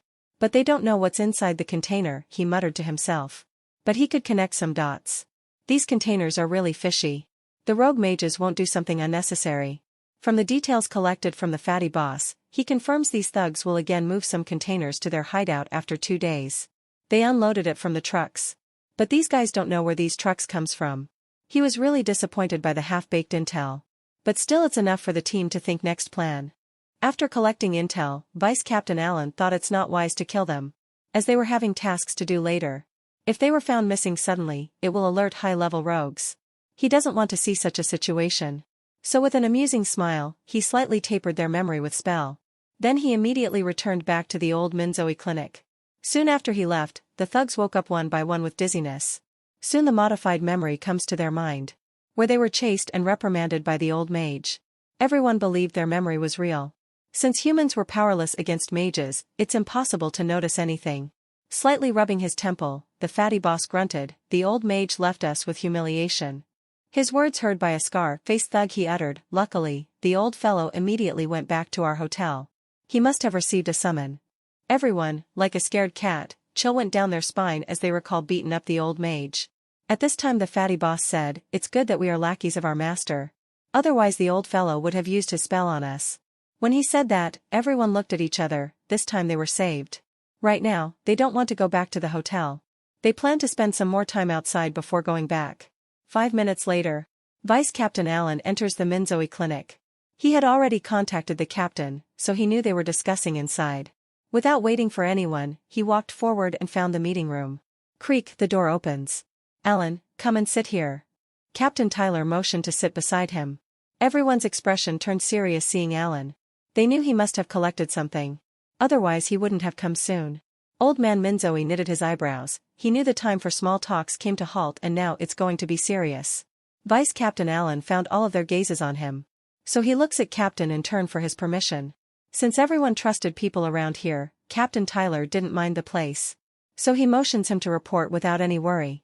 Vice Captain Allen Kugeddon said, "There is going to be a big movement in 2 days. As per the information, a new shipment will arrive at the Blue Wing Hotel and people were tasked to unload the containers and move to other places." He only briefed the core of the information, he neglected the source where he got from. "Shipment, Captain Tyler muttered. "What kind of things they are going to unload and transport to other places?" He furrowed his eyebrows. Obviously he knows there is nothing going to be good in the container. While everyone got their own thoughts, Pam was too pessimistic. Her mind is thinking about crazy ideas. Human trafficking? Or forbidden potions? These two were most hated taboos widespread among human and mage population. So she thought about them immediately. At this time Captain Tyler suddenly turned towards the person sitting in the main seat. He asked, "Old man Minzoi, do you have any idea?" Hearing the captain's words, everyone gazed at the knowledgeable old man here. "Ahem, what do you think of me? Am I that knowledgeable?" He smiled wryly and added, "This news is also new to me. Last time, there is no big movement out there, strange. So it's going to be the first shipment." Lottie held up her chin in confusion. Seeing there is no clue yet, Captain Tyler shook his head and said, "Don't worry, these illegal organizations were just small factions operating our country. Compared to big ones, they are little shrimps. And do you think those big ones were really unnamed? As far as I knew, a big rogue faction would have at least level 4 mage as their guard." Pam Levine sucked cold breath. She soon broke out from her fantasy. She really imagined about human trafficking and banned potion trafficking. But from her captain she understands the reality. Luckily, these organizations have not reached their level. Captain Tyler observed the reactions of everyone. Though he had completed several missions with his team, none of them come across any mid or big size factions. They relatively dealt with the small factions. He sighed and said, "I guess it might be looted items. There have been multiple reported robberies lately. But none of us were able to find the lair. I think we might be able to hit the jackpot this time." His words kindled hope for everyone. If it's really looted items as Captain said, then their reward is going to be high. Lottie's eyes shone bright. She hurriedly asked, "Captain, we should request more people. Since there is going to be movement, there might be mid-level mages." Vice Captain Allen nodded hearing her words, and commented, "Lottie is right, Captain. We should request for more help. There is already an level 2 mage guarding the hotel." Captain Tyler nodded in affirmation. He too thought about having some backup plan this time. Who knew from simple raid they might end up with big fish. Finally at this time Jimmy opened his mouth. "Level 2 mage interesting?" He is an introverted person. Unless something piques his interest he won't open his mouth. Captain Tyler found it interesting. He asked Alan to talk about it. Vice Captain Allen begins to explain his encounter with an old mage and 5 thugs. The following day, early morning. Beep, beep, beep. Sound of the alarm woke me up from sleep. After shutting it off, I went towards the bath. Sometimes later, after getting ready, I sat cross-legged and began to meditate. A small stream of mana enters my body and begins to circulate according to the gravity arc method. Eventually these mana becomes gravity energy and finally gets settled in mana core. But this amount of energy is no way near to mana chamber. This is one of the difficulties of being poor. Shaking my head, I continued the process. Time went on. After 2 hours, I completed my morning meditation. Vincent? A loud voice called out my name. Hearing that, I knew Mum is calling for breakfast. I went downstairs the next moment without making her call again. Brother, what is wrong with you? Why are you dull these days? I asked while sitting in my chair. Without waiting for his reply, I placed some toasted bread on my plate to eat. Hearing his brother's concern, Brian looks at Vincent in a strange gaze. He commented, I should be the one asking you this. Where did you go yesterday?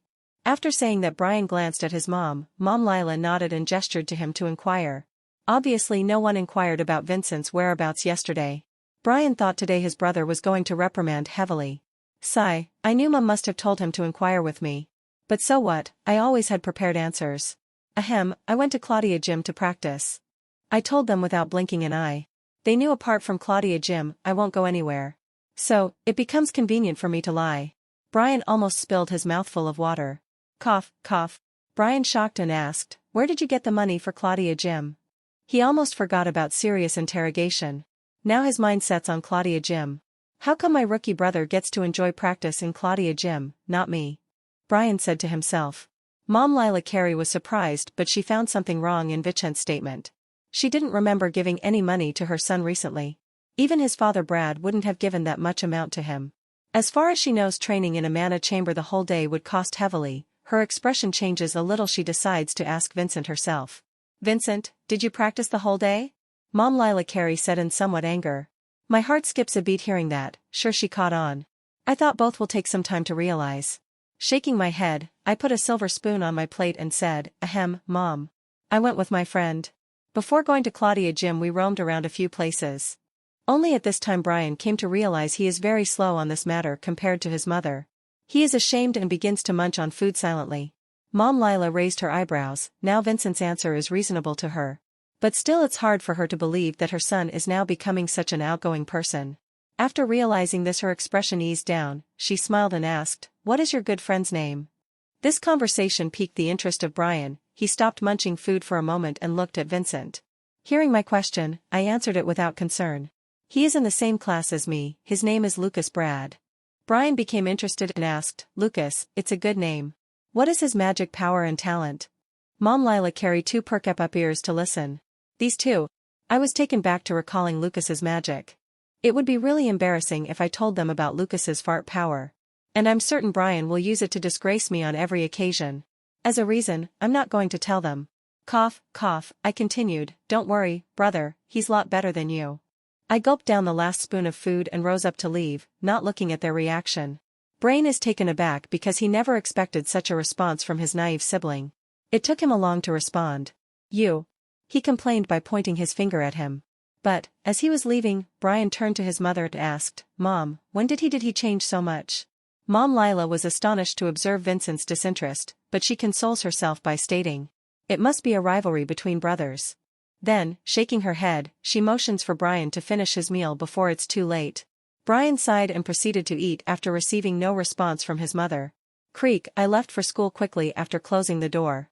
On the way, I sent Captain an update message. He has not responded since yesterday, which has irritated me considerably. Should I contact him? I muttered. I shook my head again, not knowing what kind of scenario they are in right now. So avoid contacting them for a time. I continue walking down the street after gathering my thoughts. Today is going to be fantastic. I'm excited to see what kind of show the students in Class A1 will put on. My first kill was in vain because I did not obtain any exotic relic. I'm curious whether the news reached them or not. However, killing 5 of them will not be easy anytime soon. It will be difficult for me to act against them unless I am transferred to Class A1. I was getting closer to our school's premises while I pondered. When I saw that everyone was entering the school, I sighed and followed them in. My Class A2 insignia has been adjusted to be visible on my blue outfit. I walked to the lift with others after reaching a block to reach the class. The lift door creaks open.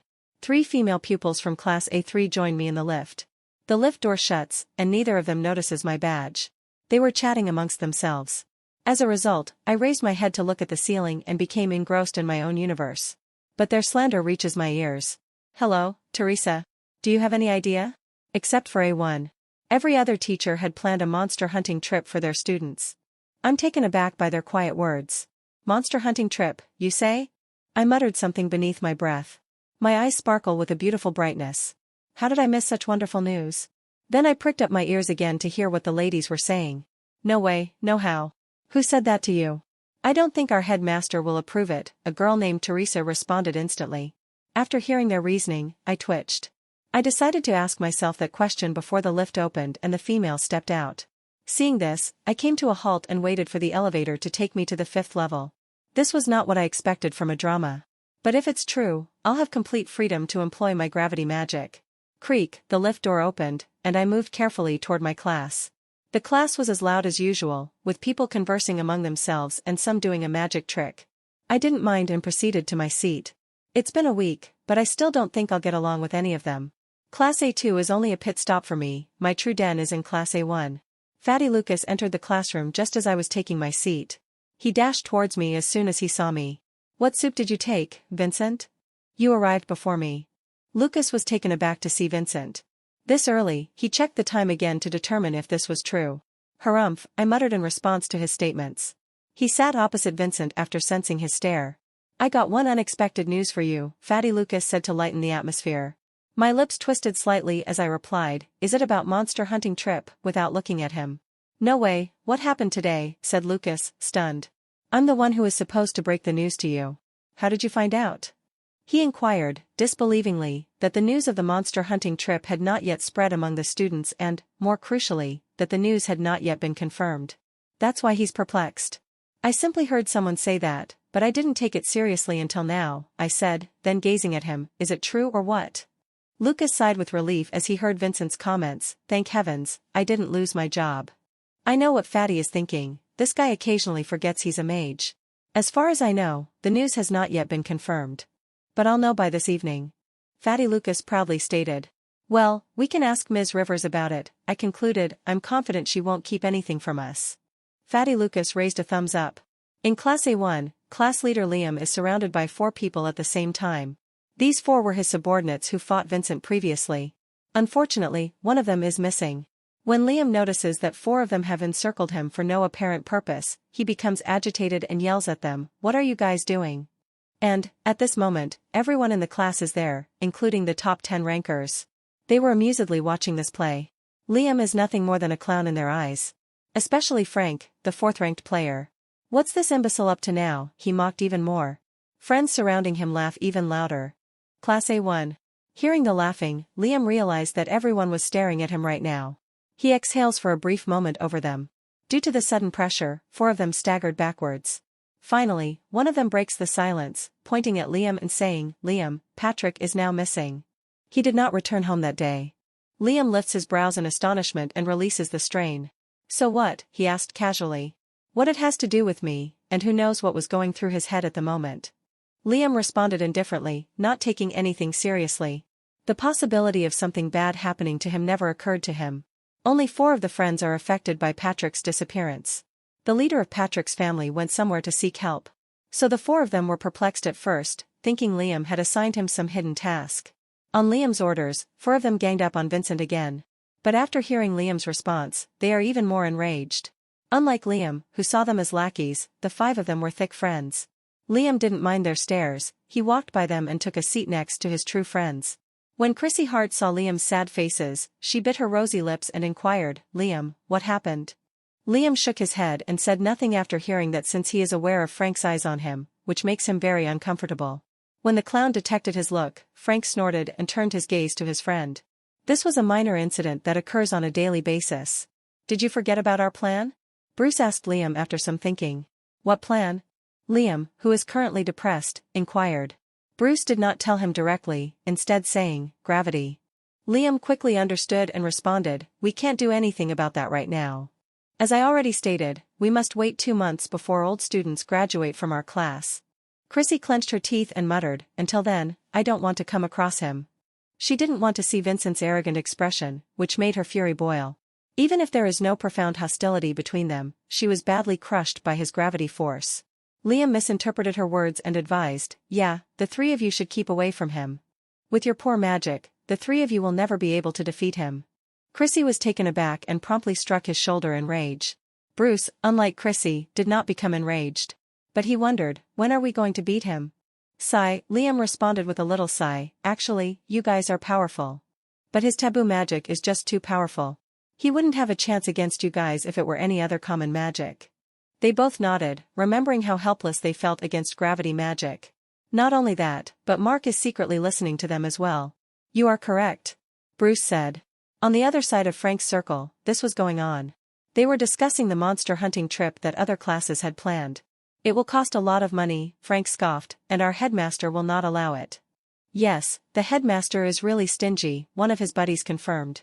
He is even reconsidering spending resources on us. Only qualified and talented mages like us should access school resources, Frank affirmed. I'm not sure what the other teachers were thinking when they wasted resources on trashes. Mr. Eric Wallace, class teacher A1, entered the room just as they were finishing their conversation. He looks at Liam for a split second before moving away from him. When Mr. Wallace arrived, everyone stopped whispering, but who would have guessed Frank would ask a question at this point? When is our next monster hunting trip, Mr. Wallace? Nobody anticipated him to ask such a question, and even Mr. Wallace was taken aback. Yes, the news has already begun to circulate. He reflected to himself. But his query has given him a headache. Frank wants to force the response from my mouth.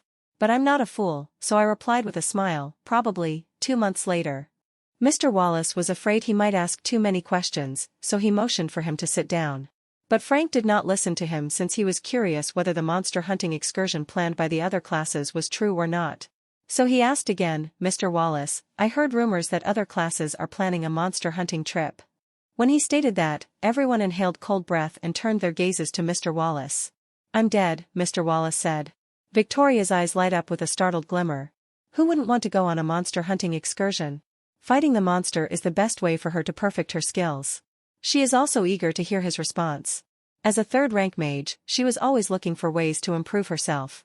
She reasoned that if she had another chance to go on a monster hunting trip, it would be extremely beneficial to her. Not only her, but everyone else had the same thought right now. Danny Quinn, second ranker, was likewise paying close attention to the conversation while tapping his fingers on the desk. He casts a quick peek at his rival to see what he thinks, but, predictably, he closes his eyes again. He's not sure whether to laugh or cry. After seeing him, he shakes his head. Danny feels that even if another monster hunting trip is planned, nothing will change for Brent Dale, first ranker. Brent, he believes, has already outperformed his contemporaries. Brent can now fight against level 3 mages while still in level 2. Like others, he looks to Mr. Wallace for answers. The trip may not be beneficial to Brent, but it's significant to him. But he is unaware that Brent is also interested in this topic. A monster hunting trip is more than just honing your abilities. You can hunt monsters and sell their pieces for a high price. In rare cases, you may come across their valuable gem. Mr. Wallace raised his eyebrows. He knew his students won't let him away without answering their questions. He saw the expectant gazes of everyone including the top-rank mages. He twitched. Then again seeing the rude behavior of Frank, his face turned ugly. But still he decided to tell them whatever he knows. Even himself not sure whether the news is approved by the headmaster Collins or not. Ahem, I can understand. All of you want to go for another monster hunting trip. But it will take a while, probably 2 months. Mr. Wallace uttered without much of an expression on his face. But his words pour cold water on everyone's face. Then without waiting for anyone to rudely interrupt him, Mr. Wallace further added, and coming back to the topic of whether other A-rank classes have opportunity to go for monster hunting trip or not. The matter is on the table, it's yet to be decided. Seeing that Mr. Wallace confirmed the rumors to be true, the mage students couldn't help but feel disappointed. It's just an act of wasting resources, mediocre mages.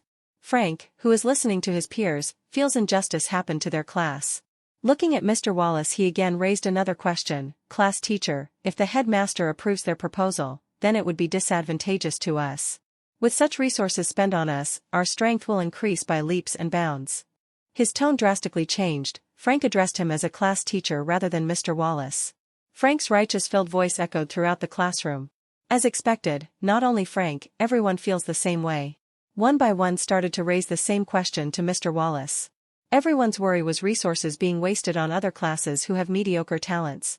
Mr. Wallace touched his forehead in frustration. He hadn't expected that the first day of today's class would turn out like this. While everyone is murmuring, Frank smiled by receiving the expected response from his classmates. Liam was stupefied by watching this entire situation. He is class leader, this would be his script. But seeing Frank's face again he feels even more uneasy. There is a huge gap between rank 4 and rank 10, I can't compete with him. Shaking his head, he said to himself. Victoria's expression becomes frosty as 1,000-year-old ice. She was hoping for some opportunity, but looking at things before her eyes. It's uncertain that it will happen. Suddenly, she stood from her seat. Seeing such an abrupt behavior from Victoria Shields, everyone is stunned and next moment they get excited. They want to see what they have to see. If top-rank mages raise their demand as one voice, then they will get one more monster hunting trip. Mr. Wallace once again changes drastically, he doesn't want to see worst-case scenario. But unfortunately it's happening right now. The top-rank magia of his class had already admitted into some respectable factions. So, their voice had certain strength. Even the headmaster has to weigh in on some options after listening to them. So seeing Victoria, he is ready to listen to her questions. Even Danny Quinn was surprised to see her behavior. As everyone gazed at her, Victoria turned towards Mr. Wallace and said, "Class teacher, if this proposal is real, then we can talk to the headmaster to change his opinion." After saying that she stopped for a second then added, "Each monster hunting trip is more valuable to us than other classes. I hope you will raise this issue to him." She sat back on her seat after saying her opinion. The whole class cheered up hearing her opinion. As they expected top rankers are coming together, then everyone is looking forward to their class teacher answers. Will he raise this issue to the headmaster or not? Everyone wants to know. Seeing that even Ms. Victoria has a strong opinion against this monster hunting trip, Mr. Wallace decided to talk to Headmaster Collins at break. Looking at his students he answered, "Well, since you guys want me to have a talk with the headmaster about this, then I will definitely ask about this. But I'm not sure about the outcome of the discussion." Then he added, "It will only make other A-rank classes hate us." Hearing that Frank sneered, "Class teacher, what can they do? It's rare for our school to accept them with their mediocre talents. If they are ungrateful, then we always welcome them to fight against us," he said with a smile. The whole class erupted with laughter. They were pretty sure no one would fight against them. Even bottom mages of their class can easily win against top rankers of other classes. Mr. Wallace shook his head in disappointment. Then he proceeds to begin the class. Time progresses. During break, Mr. Wallace heads towards the headmaster's cabin. "I don't know what's going to happen," he mumbled under his breath. He quickened his pace and reached his cabin in a few minutes. Creak, the door slid open. The headmaster Collins is sitting behind his desk. Upon noticing Mr. Wallace straightened up his back and gestured to him to take a seat. Mr. Wallace sighed in relief seeing his bright mood. After taking the seat, he asked, "Ahem, headmaster. I would like to discuss something with you." Hearing that, Headmaster Collins nodded and asked, "Is there any issue?" He feels there might be another scuffle between the students. Cough, headmaster, it's about a monster hunting trip. The students in my class were unsettled about the trip.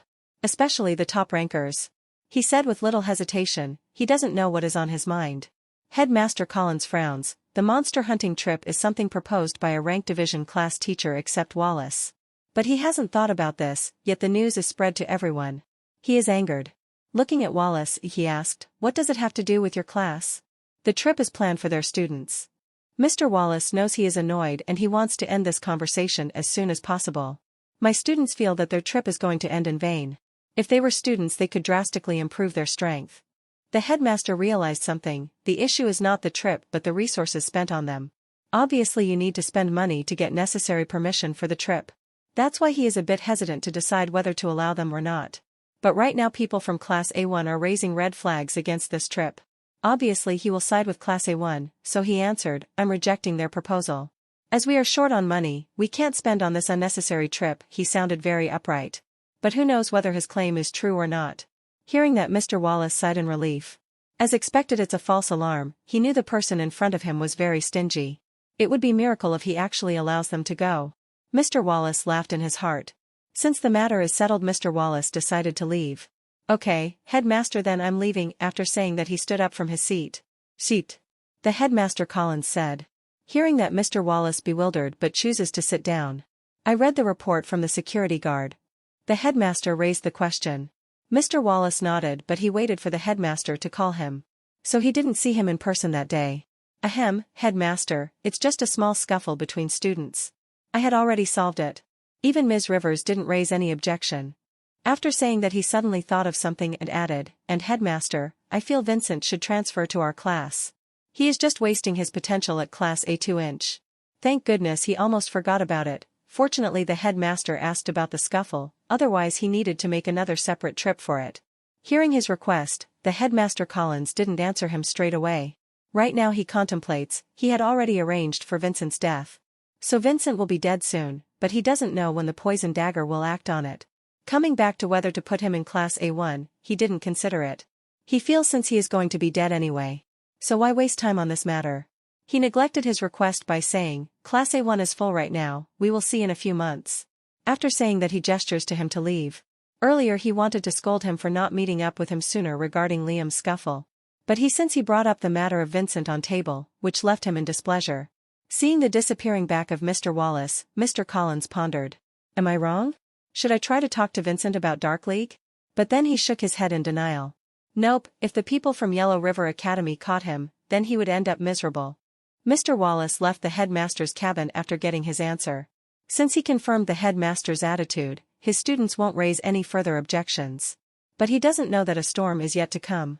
The teacher of other A-rank classes has some tactic understanding on this matter. They have been trying for years to bring some changes in curriculum. Especially in real-life combat classes. Monster hunting trip is one of the most valuable lessons for students. Since most of the time, school rewards such a trip to Class A1. But in the teacher's opinion the mages from Class A1 don't lack resources. Even their future is secured. Only people without background and enough resources should utilize most opportunities. But this type of good initiative wasn't supported by the school management. For them Class A1 is cash cow. The mages passed out from Class A1 had significant influential in the society. That's why the school management gives much importance to the Class A1. So far no one knows this little incident happened in Class A1, Mr. Wallace's subsequent conversation with the headmaster. From MC perspective. At lunch break. This time I didn't plan on having lunch at Class A's turf. The last clash with Liam taught me something. My attributes were nowhere near him. My current strength is comparable to top 15th of their class. From top 10 to top 1, there is a horrible difference in their combat power. That Liam guy ranks only in the top 10. I don't know about others. Especially thinking about combat power top 5 really gives me chills. But soon I begin to think practically, these people were 2 years older than me. It's natural for them to have such strength. Until my attributes reach near 70 points in all aspects, it's wise to avoid confronting them. After taking a peek at the A1 area, I walked towards the central canteen with Fatty. Vincent, I think Ms. Rivers haven't come to school today. Fatty Lucas hushed while tapping my shoulder. Are you sure? I replied. It's true that we didn't heard of Ms. River since this morning. But I feel since such a rumor is spreading around. It's impossible for class teacher to be absent. Maybe I'm thinking too much. She really didn't come today. Well, it doesn't matter. We can ask her tomorrow. There is no need to jump on the conclusions too early. It will be nice to have such a monster hunting trip, yet upon knowing school's history my hope is a little dim. Hearing Vincent's question, Fatty didn't think about it too much. He just simply nodded. Right now his entire focus on food. Soon both of them arrived at the counter. Seeing there is plenty of food, I carefully selected and picked some manna herbs and placed it on the plate. I didn't have to look at Fatty, I knew his options. Soon, Fatty Lucas hurriedly walked towards him. Hey, brother Vincent. Look here, such juicy and tender meat. I twitched. Then we both sat at a nearby table to enjoy our lunch. Unlike last time, the atmosphere is peaceful around here. Everyone is minding their own business. But most of their gossiping topic is about the rumored monster hunting trip. Fatty chuckled and said, Brother Vincent, everyone is frenzied about the monster hunting trip. I would be too disappointed if it's not true. I sighed and continued to munch down the food. My mind is thinking about Captain Tyler. Though I didn't much like the rest of the people. But Captain Tyler is a nice guy though he had a greedy nature in him. I tapped my communication watch. The notification section is empty. There is no reply from Captain Tyler so far. Should I contact other officials at the headquarters? No, since I'm a rookie they don't want to tell me some secrets. Adding together the tag of part-timer, there is no need to tell details about the mission to me. Sometimes later, both of them finished food on the plate and walked back to their class. On the way, the duo encountered their acquaintances. As both of us were chatting and walking towards the lift, I noticed someone blocking the road. But after noticing the appearance of these people, I cracked a smile. Fatty Lucas slightly alarmed, noticing their badge. They were none other than 4 lackeys of Liam. Since one of their friends is missing, their first suspicion was Liam and then Vincent Carey. Other than these two no one could possibly harm their friend Patrick from school. Brother Vincent? Fatty takes a glance at these people and turns back to Vincent. He realizes that these people came here for Vincent. As for reason he didn't even doubt, since they are from Class A1 it must be for revenge. Seeing the anxious looks of Fatty, I patted his shoulder and said, "Let me tell you something, the strength of these people was worse than Palmer." Fatty Lucas's eyes lit up with surprise and his worries immediately fades away. Then he immediately sneered, "I thought it must be some big boss. But what these cannon fodders were doing here. For mages, though they are bottom rankers in their class, at least they are having some sense of pride regarding their identity as Class A1 mages. But right now hearing ridicule from an unknown person they want to tear down his face directly." Then again seeing Vincent standing beside him, they forgot this idea and turned to the main topic now. "Vincent, where is Patrick?" One of the four mage took a lead to raise this question. I had already guessed what these people were up to. But now hearing from their mouth, I feel a little disappointed. I came this morning hoping for a big movement. Yet only that poor guy's friends were searching for him. Looks like that Liam guy didn't even care about them. Shaking my head, I asked back, "Who is Patrick?" Then I added, "It's not been a month over since my transfer to Class A2. I don't even know my classmates' names. And here you are inquiring about someone." Hearing my mocking tone, four of them got speechless. But they couldn't dare to reveal the matter about their confrontation. Mr. Wallace had strictly warned them not to leak about this matter. Otherwise it will ruin the reputation of their class. Even Liam is obediently following his words. They couldn't help but think about current rumors regarding the monster hunting trip. If people came to know about such a confrontation, it would surely ruin their opportunity. At this time, they couldn't help but look at Vincent again, too much cunning. One of them gnashed his teeth in anger. "Forget it, we can't win against him," the person beside him advised. Four of them looked at each other. Since it's impossible to know from Vincent, it's better to leave the place. With frustration, they turned back and decided to walk away. Seeing their decision, I smiled. Power is low. But not bad in thinking. I tapped Fatty's shoulder and said, "Lucas, I haven't been able to see your power so far. Why don't you try?" I smiled after uttering the words. Fatty Lucas is stunned to hear that, but soon he is embarrassed. It's not the no one beside them. They were students watching the situation from distance. But upon seeing a batch of Class A1 and A2 none of them dare to get closer. Obviously, Fatty Lucas is aware of their glances. That's why he is a little bit hesitant. He hasn't tried his power in public.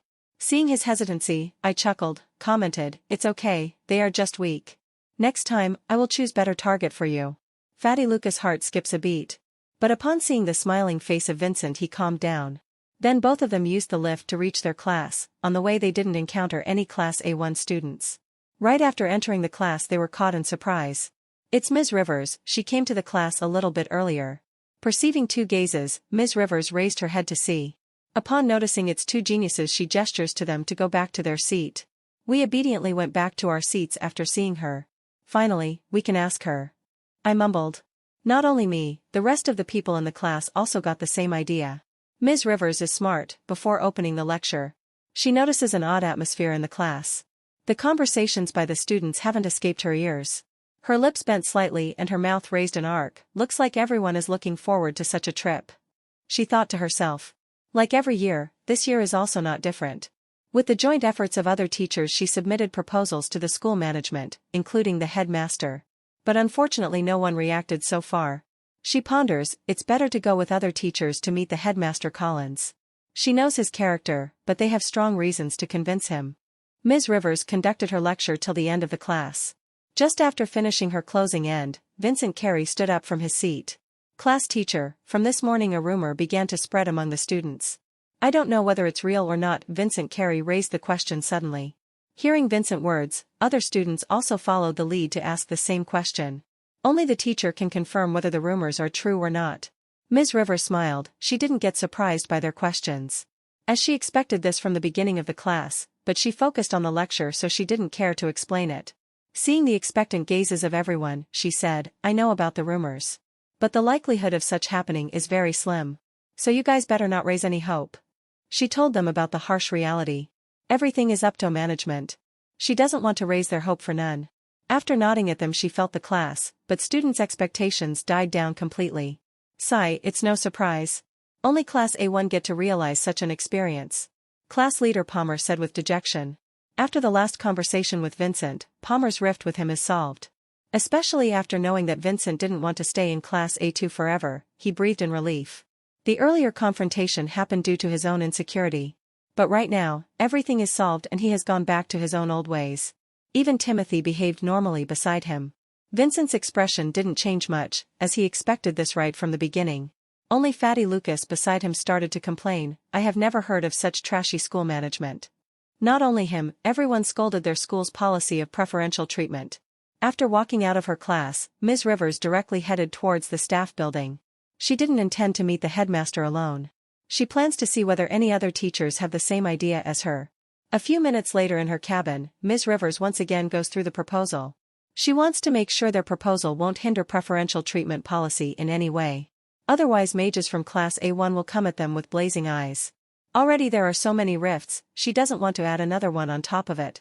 Just as she was going through the proposal. Beep. Beep. Beep. The door system notified someone requested permission to enter. She raised her eyebrows and checked the system. Soon a silhouette of a female appeared on the screen. She is one of her colleagues and also her friend, Selena Goss, rank 3 water mage. She is a class teacher of A3. She appeared in bulk jersey and skirt. Her black curly hair and short nose with gold-rimmed glasses gives everyone an intellectual air. Ms. Rivers smiled and tapped the screen to allow her permission. Creak. Adriana, why are you so late today? Miss Selena questioned her friend in curiosity. Ms. Rivers gestured to her to take seat and answered, "I went to see Marcus Auction House this morning." Miss Selena's eyes lit up immediately and asked, "Recently, there is no news from them. What happened? Is there anything interesting going on?" Ms. Rivers has black lines on her forehead. She replied, "Some time ago, I asked them to watch out for tree monsters. The green gem of that monster is very useful for my practice."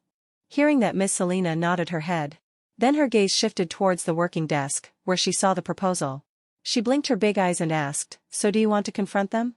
Ms. Rivers then came back to her senses and decided to ask her friend's opinion. She sighed and said, "Well, I just was planning to call you earlier. But I hadn't expected your sudden visit." "What do you want to do?" Miss Selena said. The rumors were already spread among the students. "I want to use this momentum to confront the school management with others." Ms. Rivers said without any worry. "What do you mean by others?" Miss Selena was taken back. She didn't expect her plan to be such a big movement. Ms. Rivers looked at her and replied, "Of course, class teachers of a rank division, except Mr. Wallace." As a class teacher of A3, Miss Selena stunned. She too agreed with everyone for this proposal. But she feels it's still too soon to confront the school management. Because no one replied so far. So it would be embarrassing to make an early conclusion about this. But upon seeing her friend's expectant eyes, she agreed. Since it's a team effort, there is no loss for her anyway. Little Mint Town. There are a lot of moments under the basement of the Blue Wing Hotel. Other than the old receptionist, there are few rank 2 mages working in the basement. They were casting some spells to make some enhancement on the walls. Tomorrow, they are going to receive lot of loads. In order to increase the safety of the basement room. Walls are enchanted with lots of spells, including intrusion spells and poison gas spells. Once the spells were casted, different types of rune can be seen on the wall. Right now, other than mages, no one is allowed to enter here. Still, there is no presence of higher-level rogues mages so far. They will only appear before the arrival of the shipment. Who knows? In any case, if their plan got busted, it will lead to a lot of trouble. No one wants to leave behind their traces. So only after the arrival of shipment, high-level moments can be seen from the rogues. Red City. Somewhere around the border town, there is a secretive black market in operation. Some say that there are a lot of illegal hideouts in operation. But no one from the government so far notices such a black market. As this place is located at the border, far away from the flourishing area. Rarely any legal mages knows of this. At this time at one of the hideouts near the black market, Killian Hofer, rank 4 bug mage. One of 3 pillars of Poison Dagger is staying here. His enchanted black robe prevents anyone from prying his details. As he looks at the black market from the story building, he can see the movements of mages around the black market. Usually at night, there will be a lot of movement. But right now there are only a few people moving around. Just as he pondered, beep, beep. Sudden notification sound brought him to his senses. Noticing it, he smirked, "Why this stupid is calling me right now?" Shaking his head, he attended the call. "What is it, Collins? Don't you have any other work?" Killian sounded irritable. From the other side of the call, the headmaster Collins startled hearing such a question. Then he smiled wryly and asked, "Ahem, I'm just wondering. Why haven't you started my task?" Hearing that, Killian amused, as a rank 3 killer. He has a lot of other work to do. He just put behind his task to do it later. Actually, he told one of the lackeys to do it if they have time. But he is quite annoyed by Collins' constant reminder. Seeing that he is again doing that, he shouted at him, Collins, I have some big task at my hands right now. Furthermore, I can't lower myself to kill a rookie. So I asked my subordinates to do it. If you're really insisting on doing it sooner, you can kill that kid by yourself. The headmaster Collins feels disappointed by his words. But he doesn't dare to command him. Since Killian says he is busy, hence he can't rush him. If he insists on hurting him, who knows this lunatic rogue will target him instead. So in order to cool down his anger with some apologetic tone, Mr. Collins replied, I'm sorry, since you have other things to do. You can take your time. I'll wait for you then. After saying that he ended the call. Actually, the headmaster Collins hopes to end Vincent, before there is any new situation arise. Already people started to notice Vincent's talent. If he continues to stay in Class A2, then it will raise further eyebrows. There will be time, even he won't be able to convince any people any longer. He doesn't want to see such a situation. Now he slightly regrets by handing the task over to Poison Dagger. Earlier, he was worried. If there is Mage from Yellow River Academy constantly around Vincent, then he can't do it personally. For that fear he approached the Poison Dagger. Now these lunatic rogues are delaying the time. Shaking his head, he let out a deep sigh. It's too late to regret now, he can only pin his hopes on them. Killian on the other hand, eased his eyebrow by listening to his submissive tone. Harumph, trash, if not for his rich reward. I wouldn't have stooped so low to accept his task, Killian muttered to himself. Killian Hoffer then thought about it again. He recalled the recent task he gave to his subordinates. Most of them were busy, while few of his lackeys don't have any tasks right now. According to the intel, the kid got awakened recently.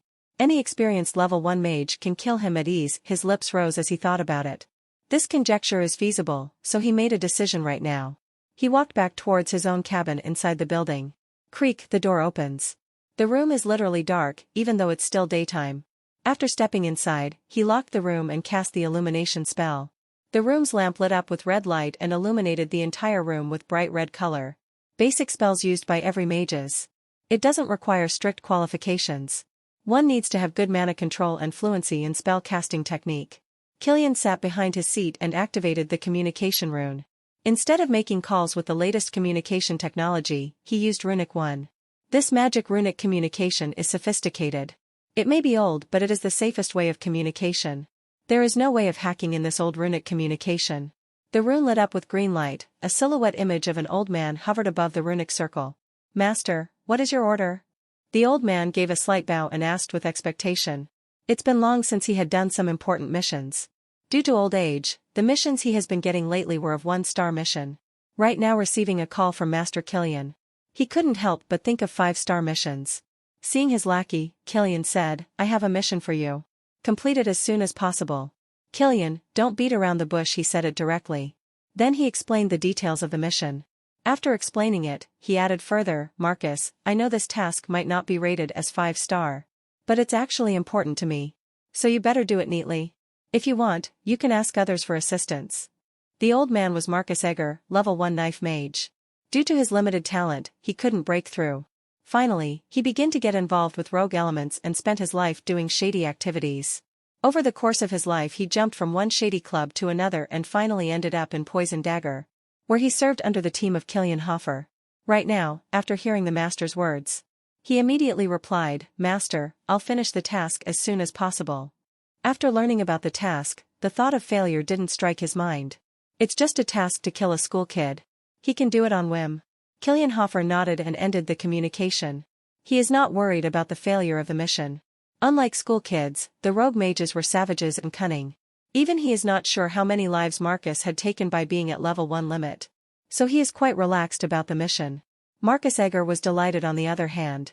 His old body trembled with excitement. Master has entrusted me with a mission. Even though it's a small task, it's enough for me, he muttered with a wide grin on his face. He wants to move right away. But he stopped himself suddenly. He remembers Master's advice, obviously he won't need anyone's support. Old man Marcus muttered, rewards need to be shared if it's a team mission. He is no fool to do something like that. Especially the mission is so simple. Then he proceeds to make a plan. He had already heard details about that kid from his master. He decided to kill the kid named Vincent, on his way back home from school. Old man Marcus didn't plan on any arrangements. His knife magic tool is a suitable weapon made for killing. He just needs to get closer to the kid and kill him. A ruthless glint flashes in his mind when he imagines the situation in his mind. Today is a lucky day for him. Hereafter he plans to hug Master Killian's thigh very high. Only in this way can he see any hope for breakthroughs in the future.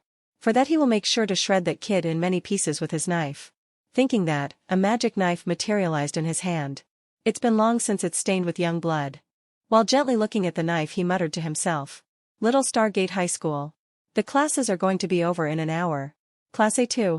I thought about killing rest of them today. Yet the safest way to do it by killing all of them at the same time. If I kill the bottom rankers of Class A1 one by one, I might leave behind some traces which are very dangerous. My mind tells me not to kill them. My efforts are not worth killing some shrimp. But my heart is different, it's urging me to kill those who are against me. It doesn't matter where it's a shrimp or peerless expert. My heart wants to tear down every being who will stand against me. Feeling the urge, I controlled myself. Since it's not safe to do it now, there will be some chance in future to kill them. Talking about the future, my eyes gleamed with expectation. What could be a better chance than the monster hunting trip? My lips curved a little. I can't pin my hopes on Ms. Rivers. As a middle-grade genius, I need to do something. Sorry, we need to do something. I take a quick glance at Fatty Lucas. I almost forgot about him. Everyone from Class A1 gained experience from monster hunting trip. But me and Fatty have talent no less than them, yet we are being discriminated. Suddenly, a good idea came to my mind. It's very risky, but it's reasonable. I turned towards Fatty and asked, Lucas, do you want to go for a monster hunting trip? I said with a wide smile on my face. Lucas, who was talking with another classmate, was stunned hearing his words. He immediately looked at Vincent with surprise. By looking at his smiling face he knows Vincent must have thought of something. Fatty Lucas looked at him with his shining eyes and asked, Vincent, are you going to plan something? He couldn't wait to hear his plan. I laughed looking at his expression. Like me, he too desires a monster hunting trip. With Fatty's assistance, I'm sure my plan would succeed. Then I looked around me, seeing everyone. I frowned. I can't tell him right now as the classes are going on, it's not feasible to reveal my plan. Who knows, some might reveal his plan to Class A1 students. If my plan gets exposed then it will do more harm than good. Shaking my head, I replied, well, I'll talk about it after the class. Fatty Lucas grinned, he is not dumb. He understands Vincent's hesitancy around here. Here's some students related to Class A1 students. It won't be if they heard Vincent's words. He immediately thumbs up as a reply. Time progresses. An hour later, the classes were over. I patted Fatty's shoulder and told him to follow me. After leaving the class, I hurried towards the lift with him. I plan to ask for Ms. Rivers' opinion. I want to know what's on her mind. If her plan is better than mine, then I won't reveal my plan. Seeing that Vincent is hurried towards the lift, Lucas doesn't raise any question and obediently follows behind. Only students who were exiting the class were bewildered seeing the duo. They are wondering what these two were up to. But none of them went towards them to inquire. After walking out from a block division, we walked towards the staff's block. I hope to see Ms. Rivers before she walks out from school. Several staff were stepping down from the stairs. We immediately rushed to the second floor. A couple of minutes later, we stood in front of her cabin. There is a nameplate on the door, which is clearly written as Ms. Adriana Rivers, A2 class teacher. Seeing the door system inactive, I know she is inside her cabin. Then I pressed the button on the door system to intimate our arrival. Next second, creak, the door slid open. I glanced at Fatty and gestured to him to follow me inside. After stepping inside, I saw Ms. Rivers were waiting for us. I smiled and greeted her, hello, class teacher. Fatty Lucas too greeted her in panic. Ms. Rivers is surprised to see these two at this time. She gestures to them to take a seat and asks, what is it? Don't tell me it's Class A1 again? Thinking about Class A1, she raised her eyebrows and asked again, did any of them cause trouble now? Hearing her question, I was not surprised. She saved me from Liam last time. I shake my head and replied, ahem, class teacher. It's not about them. I have something else to discuss with you. Ms. Adriana Rivers' expression turned solemn by hearing Vincent's words. If not for the trouble of Class A1, then what could be? For a moment she raised the question in her heart. Then he gestures to Vincent to continue, she wants to know what these two talented mage of her class up to? Ahem, class teacher. I want this monster hunting trip to happen in reality. Unlike Class A1, both of us didn't have the opportunity to go for an excursion, despite having good talent. I said with disappointment. Fatty Lucas was stunned by his words. He hadn't expected Vincent to express like this. But still he likes it, both of them no less than Class A1 mages. He can even challenge some of the bottom rank mages for a duel and win against them. Ms. Adriana Rivers listened solemnly to his words. She couldn't help but feel pity for these two. Despite having a talent for magic, the school management didn't provide them with the necessary resources. Her mood was a little bit low for a moment, then she looked at Vincent and replied, I know both of you have valid complaints against the school management. I'm just a normal staff member, I can't help you with this. After saying that, she thought about one thing and added further, on this matter, only the headmaster can help you. It's not difficult to add 2 more seats in Class A1. There is no written rule whatsoever, which implies only 30 mages can study in each class. Yet, that's why I'm surprised. You two guys have good talent. And your magic power also special ones. One is sub-taboo and the other one is a physique variant. There is no reason for the headmaster to deny your resources. She said with a somewhat confusion and uttered, it's pity. At this time, don't know? What happened to Lucas? But he interrupted the conversation by saying, class teacher, why don't you talk to the headmaster on behalf of us? This. I hadn't expected Fatty to talk like this. Deep down it shows he too wants to study in Class A1. But his joyful personality hides all of his concern. Ms. Rivers is stunned by Lucas's sudden interruption. But after listening to his question, she felt a little ashamed.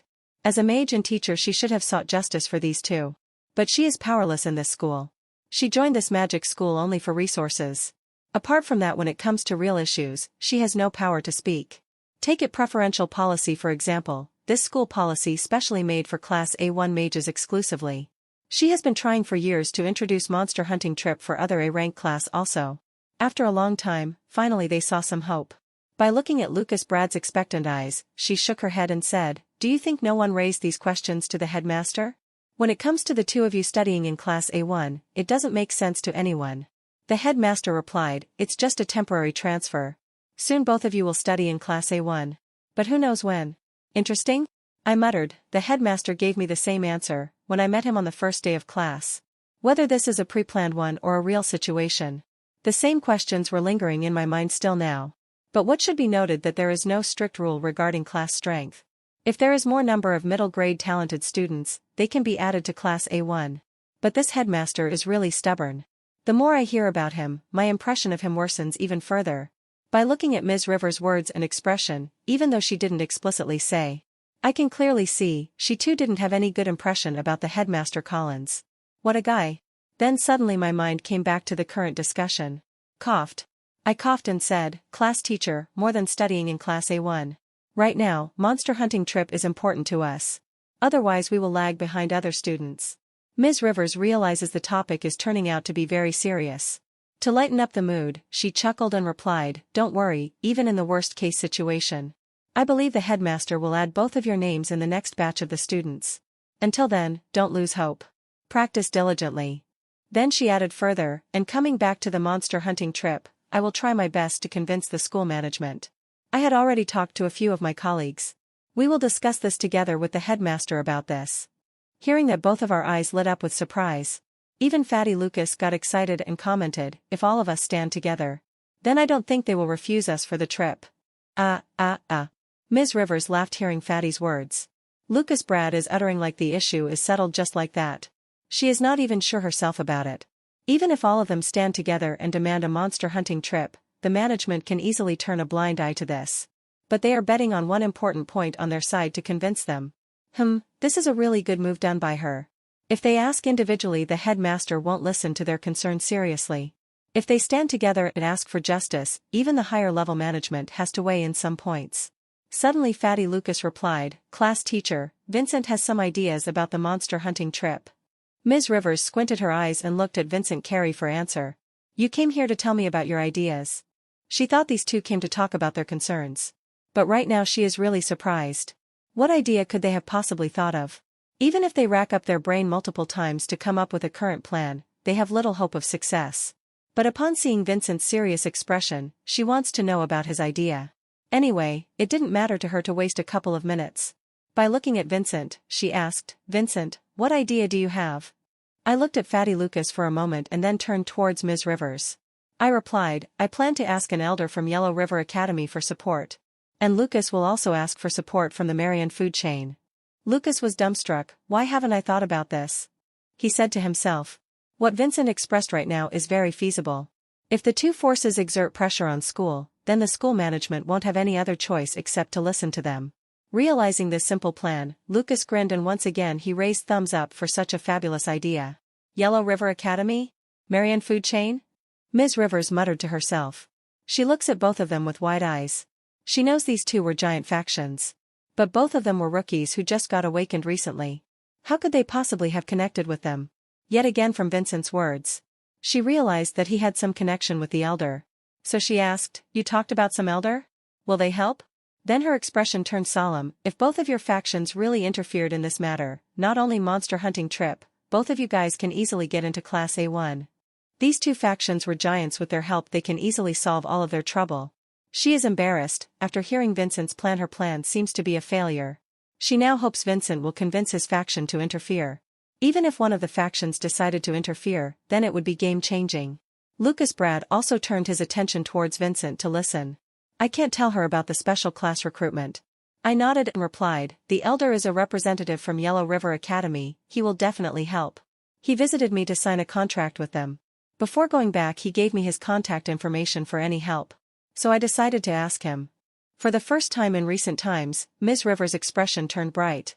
To give one's contact information to other, it's not a simple matter. Especially when it's done by a mage. Judging from the Yellow River Academy's reputation, she thinks the elder must be a high-level mage. Finally she saw some hope. "Vincent, then you must contact him. His help is not only going to change both of your status, it will also help others indirectly," Ms. Rivers said with a smile. Before I could say something, Lucas commented, "Class teacher, I will also ask help from Marianne Food Chain." Ms. Rivers chuckled and replied, "Okay, Marianne Food Chain is also giant. I'm also looking forward to their help." Lucas smiled gleefully hearing that. I shook my head by looking at his expression. "Don't worry, Ms. Rivers. I will definitely convince the elder." After saying that, both of us left her cabin. When two of them left the cabin, Ms. Rivers' heart eased a little bit. She really wants to see the expression of the school management when both of the giants ask for clarification. Both Fatty and I parted our ways after leaving the school. Before coming out, I strongly advised him to get necessary help as possible. If two big factions join their hands together, then deterrence will be much more effective. In future, the school management will think twice before reversing the situation.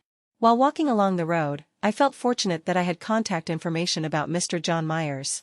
He is a level 5 fire mage. So far, other than him, I didn't come across any level 5 mage. Even in this school, I hadn't heard about the existence of level 5 mage. So it's a rare existence. That's why I put my hopes on him. If Mr. John Myers decides to agree, then it will be good. But I don't think he will directly choose to act. I heard from Dad, level 5 mages hold important positions in various factions. So, I don't hope for his direct presence. It's enough to send some lower-level officials from Yellow River Academy for help. I'll call him after dinner. I muttered under my breath while walking towards my home. Coming back to those 4 students from Class A1, it seems their luck is strong. Right now, I'm focused on this plan. If there is any opportunity in the future, I will definitely hack them into pieces. A small smile rose on my lips while thinking about the future development. Though Vincent's home is walkable distance from here, it takes precisely 15 minutes by walking. And the route to Vincent's home is not a straight path, he needs to walk past multiple streets to get home. 3 streets away from here, Marcus Egger, LVL. One knife mage. He is prepared to kill Vincent Carey. He came here at this street corner an hour ago. Before coming here, he had already inspected Vincent Carey's home. After checking that there were multiple routes from Little Star High Gate School to Vincent Carey's home, the old Marcus Egger selected the shortest path. He had read intel reports about Vincent Carey, which also shows that Vincent Carey used to walk by the shorter path and rarely chooses the other routes to reach his home. On top of it, this shorter path turns out most feasible place for assassination. The old man had a wide grin on his face earlier when he realized. Right now, the old man is standing at the corner in disguise. And the people walking past him treat him as a beggar. It's common for people to see old beggars on the street. So they don't suspect the old man. Authorities choose to turn blind eye, as long as they don't cause any disturbance. But no one would have guessed that this feeble-looking old beggar is a notorious rogue mage in disguise. The reason for this is his disguise is impeccable. On the both sides of the old man Marcus, there were 2 high-end electronic shops. Due to such a luxurious shop, not many people can be seen buying products from here. Right now both shops appear lonely. People working inside rarely notice any changes happening outside. As there is no history of violence happening in their street, their mindset right now is without vigilance. The security cameras of both shops unfortunately don't have scope to cover many distances. So the street corner happened to be blind spot for the security cameras. Right now, the old man Marcus glanced at his watch. Seeing the time, he chuckled, "Common kid, don't be late. I have lot of things riding on you." He had already made a list of things that he needed to ask from Master Killian. Though the normal task rewards for 1-star missions were not so popular. But instead he got a promise from Master Killian. Since the master insists this mission is important to him, then he will be happy if I complete the mission without any glitch. The old man Marcus is slowly fantasizing things. At this point of time, Vincent reached the second cross street, one street away from the killer. Why is it getting uneasy all of a sudden? I massaged my temple in confusion. My every plan is going smoothly, there is nothing to worry about. Then why I'm getting a bad vibe out of nowhere? Feeling such a vibe, I slowed down my pace. I looked around to see whether any restaurant was operating here. Other than grocery shops there is no food shop around here. Feeling disappointed I moved away. One remedy to remove the bad vibes is to fill your stomach. If I ate my favorite dish, I don't think the vibe would linger around me. I cracked a smile while thinking about food.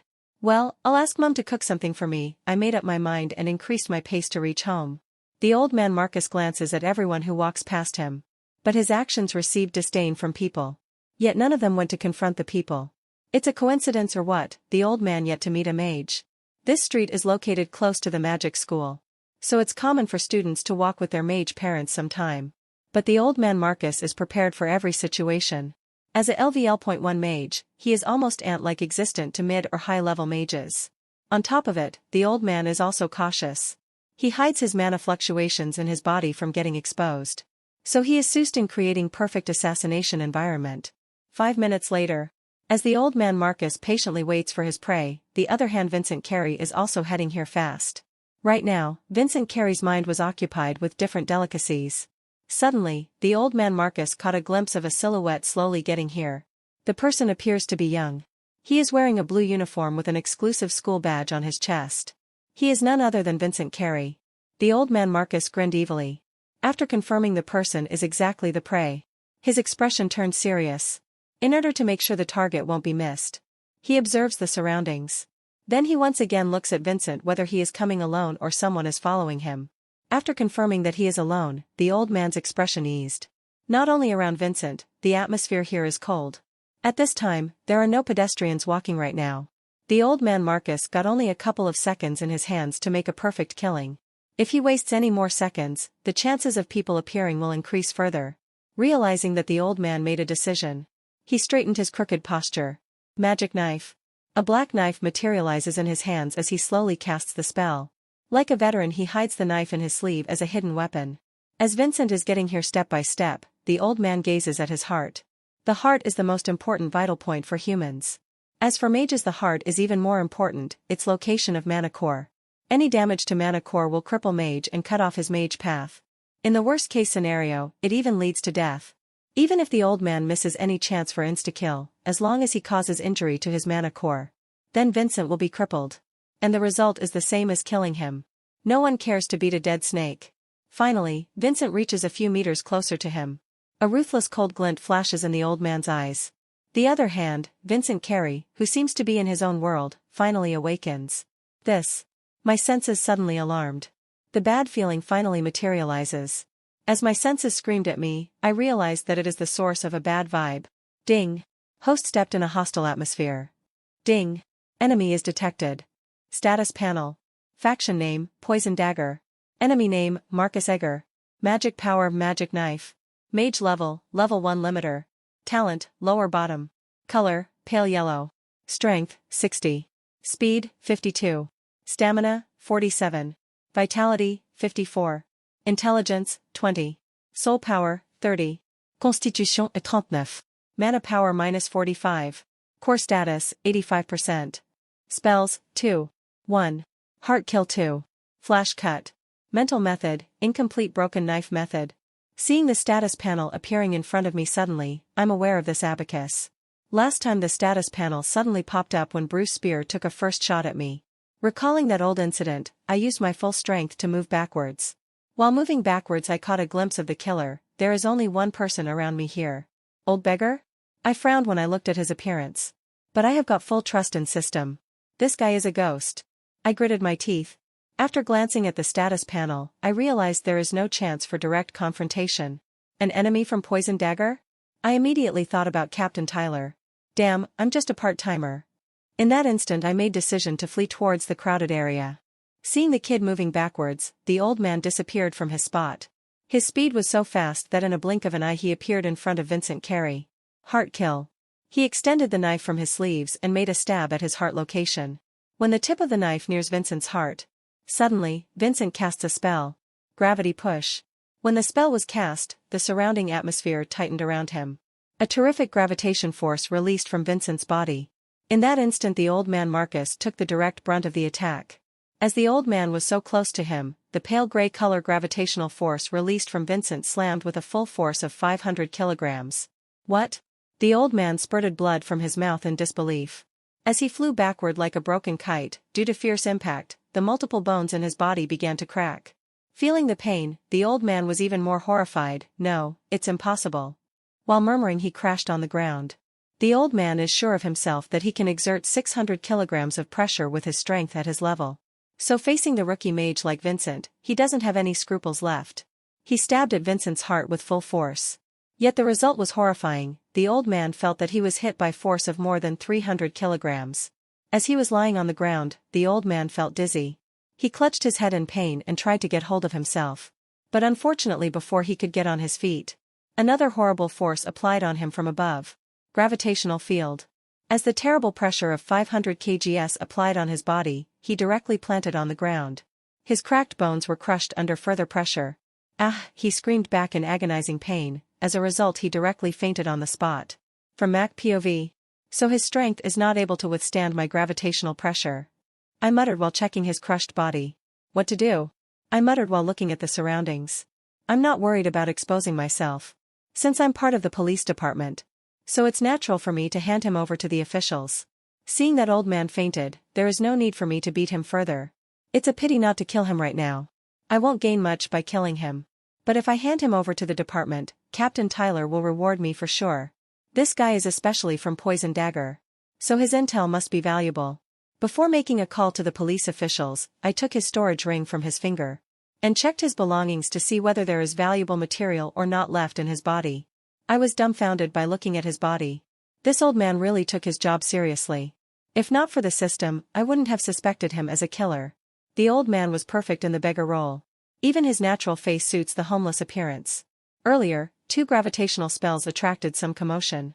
People from 2 shops stepped outside to check. But after seeing the old beggar on the ground, there is only one thought in their mind that he is dead. They also recognize the appearance of Vincent near the old beggar. But after seeing his magic school jersey, they become even more hesitant. Since they are humans, no one wants to find trouble with Mage. Even if it's a rookie mage. But some of the pedestrians were courageous. They directly reported to the officials about the incident. I saw people begin to gather around the street.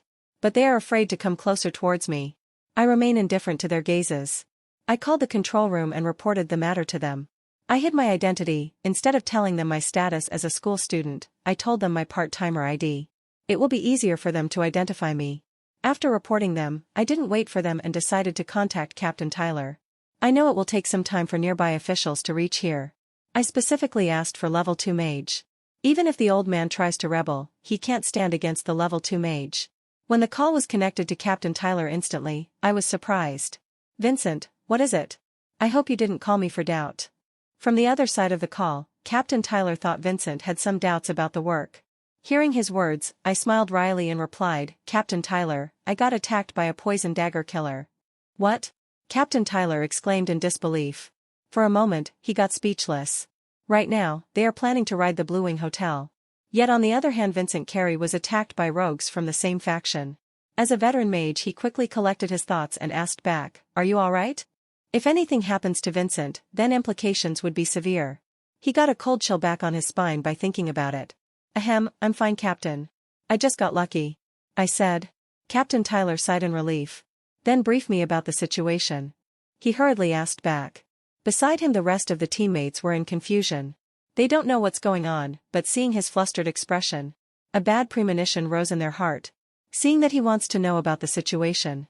I understand that it must be hard for him to believe that I'm alive. Then shaking my head, I begin to explain the situation slowly. At first Captain Tyler's expression was solemn. He is troubled that there might be some intelligence failure. How come they target Vincent all of a sudden? He is just a school student. Is it because of his part-time job? While listening to Vincent's explanation, multiple questions pop into his mind. But when Vincent told him about the old man's ending, Captain Tyler twitched. He replied, "Looks like your sub-taboo magic saved your life. Even at the infant stage, your magic can contend against LVL.1 veterans. It's really horrible." Captain Tyler felt a hint of envy by hearing Vincent. After hearing the full explanation, he commented, "You did good by not killing him. We need as much as intel from him. I'll make a call to transfer him to our headquarters cell." He is happy that there is going to be a breakthrough in the Poison Dagger mission. Then he suddenly thought of something and added, "Don't worry, you will get a huge reward for your performance." "Thank you, Captain," I said. Captain Tyler ended the call with that. Then I glanced at the old man's body for verification. He is so old that his body couldn't sustain the injury. But fortunately, it's just a few broken bones. There is no danger to his life. I glanced around and found few people were taking pictures of me. I frowned but didn't confront them. Holding my chin up, I pondered. If the matter were known to school management, what will they do? I grinned, it will be some sight to see. There is a high possibility that they will transfer me to Class A1 right away. And I don't have to seek help from Mr. John Myers. But I shake my head, 2 plans are better than 1. Let's see which one's going to work. Time progresses. 20 minutes later. Team of 7 reaches the spot immediately. They were police mages dispatched by the department. Lawrence Glazer, level 2 fire mage, approached Vincent immediately. Beside him, Emilio Radel, level 2 healing mage, also follows him. I saw a group of people coming towards me. By looking at their green color mage robe, I realized they are from the police department. Lawrence Glazer, the middle-aged official, first looks at the body of a fainted old man. After checking his vitality, he gestures his assistant Emilio to pick up the old man Marcus Egger. Mr. Emilio looks at Vincent in disbelief. When did school students become so terrifying? He thought to himself. Then after listening to Boss Lauren's words, he moved to carry old man Marcus. Old man is just a level 1 mage. His body can be easily lifted by level 2 mage. Before moving him, he puts magic handcuffs on his hands, then casts a LVL.2 healing spell on the old man. Then Mr. Lawrence turned towards Vincent. "You must be Vincent Carey. Am I right?" Hearing his words, I nodded in reply. Mr. Lawrence observes Vincent from top to bottom and said, "Though, it's really shocking to see, but you have done great job. We had already received a call from Captain Tyler. So we are planning to move him to the headquarters cell." I smiled back and replied, "It's my duty to stop the menace, rogues, of the society." His words stunned both of them. "Isn't he just a part-timer?" Mr. Lawrence said to himself. "Then why doesn't he talk like a typical school student?" Mr. Lawrence smiled wryly, thinking about Vincent's words. Then Mr. Lawrence bid goodbye to Vincent and went away with captured old man Marcus. Seeing the 2 people going away with their team, I finally let go of my hanging heart. From beginning to end, they didn't ask me. I know it's the work of Captain Tyler. Otherwise these police officials won't let me easily. Perceiving the gazes around me, I didn't stand any more and headed straight towards my home. But Vincent isn't aware that this little confrontation has taken momentum and begun to circulate around the local news. Several minutes ago, Vincent Carey's home. Coincidentally, Brad Carey is conversing with his elder son Brian right now. It's been 20 minutes since Brian Carey got back home. But there is still no sign of Vincent yet. Brian is a little dissatisfied with Vincent lately. So he felt a little strange about it. Brian furrows his eyebrows in contemplation. There was a time when Vincent used to be such a couch potato. But right now there is a 180-degree shift in his behavior. Brian thought to himself. Because of it he couldn't get used to his brother's attitude these days. The other hand, his father Brad Carey notices a change in Brian's expression. They were just having a good conversation, but he got silent all of a sudden. Brad's complexion turned solemn. He wants to know about his son's trouble right away. So he asked, "Brian, is there any problem?" Brian came to his senses by hearing his father's voice. "No, imalrigdat. Everything is good." By shaking his head he refutes his father's claim immediately with his words. But Brad didn't get convinced. He is sure that there is something wrong with Brian's conflicting expression. Then suddenly he recalls something. Yesterday his wife talked about Vincent's odd behavior lately. And their conversation was mostly centered around Claudia Jim. His wife feels that Brian didn't have the same opportunity as Vincent Carey. So Brian had little opinion about it. The opportunity that they were talking about is Claudia Jim. Brian didn't have the opportunity to visit Claudia Jim during his school days. Because of it his progression had delayed compared to his rich peers. But due to economical situation the family wasn't able to provide Brian with some money at that time. Realizing that he feels guilty about it. Now, their family situation got much better due to their promotion. He gave some money to Vincent for practice. But he hadn't expected from Brian to react like this. Even though Brian didn't complain about it, yet he can see through his expression. From time to time, Brian takes a glance at the doorways. Brad Carey let out a huge sigh, then he straightened his back and said to Brian, "Ahem, are you thinking about Vincent right now?" This sudden question caught off guard Brian.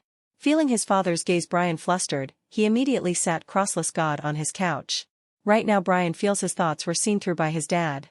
To break the ice, he commented, "Cough, I'm just thinking about Vincent. He has been going out frequently these days. I wonder what's on his mind." Brad reveals a small smile by his answer. Brian answered according to his earlier assumption. "Are you okay with Vincent going out to Claudia Gym?" Brad said. "Claudia Gym?" Brian was taken back. He understands that his mom had already spoken to Dad about this. Today his mom is having a night shift, so there is no one going to save him today. No one could stop this conversation right now. Since his father had brought the topic, he just could tell him about his doubts.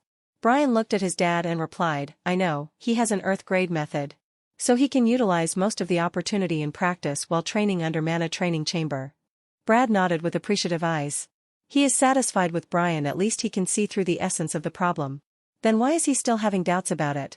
Before he could ask, Brian added, "Is that I'm not clear about whether he is having any progression or not. He looks the same since awakening and it's very expensive to practice in Claudia Gym. I just hope he won't put too much burden on you and Mom." Brad Carey sighed in relief by hearing his son's concern. "So, he is worried about us," Brad Carey said in his heart. Earlier, he is pondering how to solve Brian's problem. But right now, by hearing his clear answer, everything fades away. He felt proud of his son. Then coming back to Brian's answer, he too isn't aware of Vincent's current activities. So he couldn't tell Brian about it. He smiled and said, "Well, I will ask him once he gets back home. So don't think too much about it. Earth grade method coupled with middle grade talent is obviously going to work."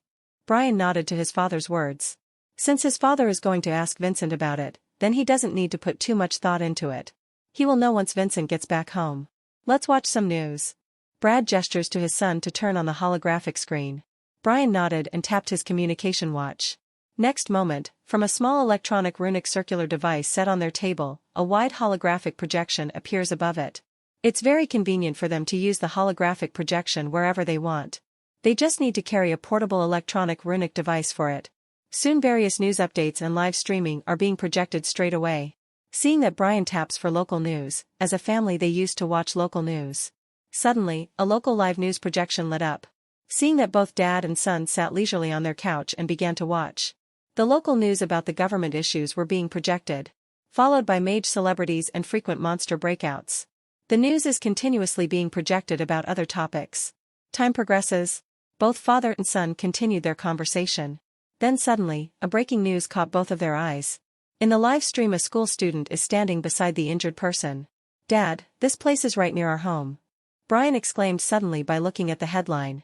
A sudden pressure erupts from his father Brad, as he stands abruptly from the couch. His sudden action caught him off guard. Brian flustered by his dad's pressure. He found his dad seemed to be looking at the screen intently. Soon, Brian followed his gaze. In the projection, the school student appearance is suddenly zoomed in by the reporter. Brian's pupils constrict by looking at the image. "Vincent?" he uttered in disbelief. "What is going on?" Father Brad said with confusion. Seeing his son on the projection, Brad's mind went blank. Unknowingly, he released more pressure from his body. Nearby chairs and tables were blown away. Even the couch was flipped over by the sudden pressure. Brian staggered backwards due to the impact. "Dad?" he called out in a loud tone.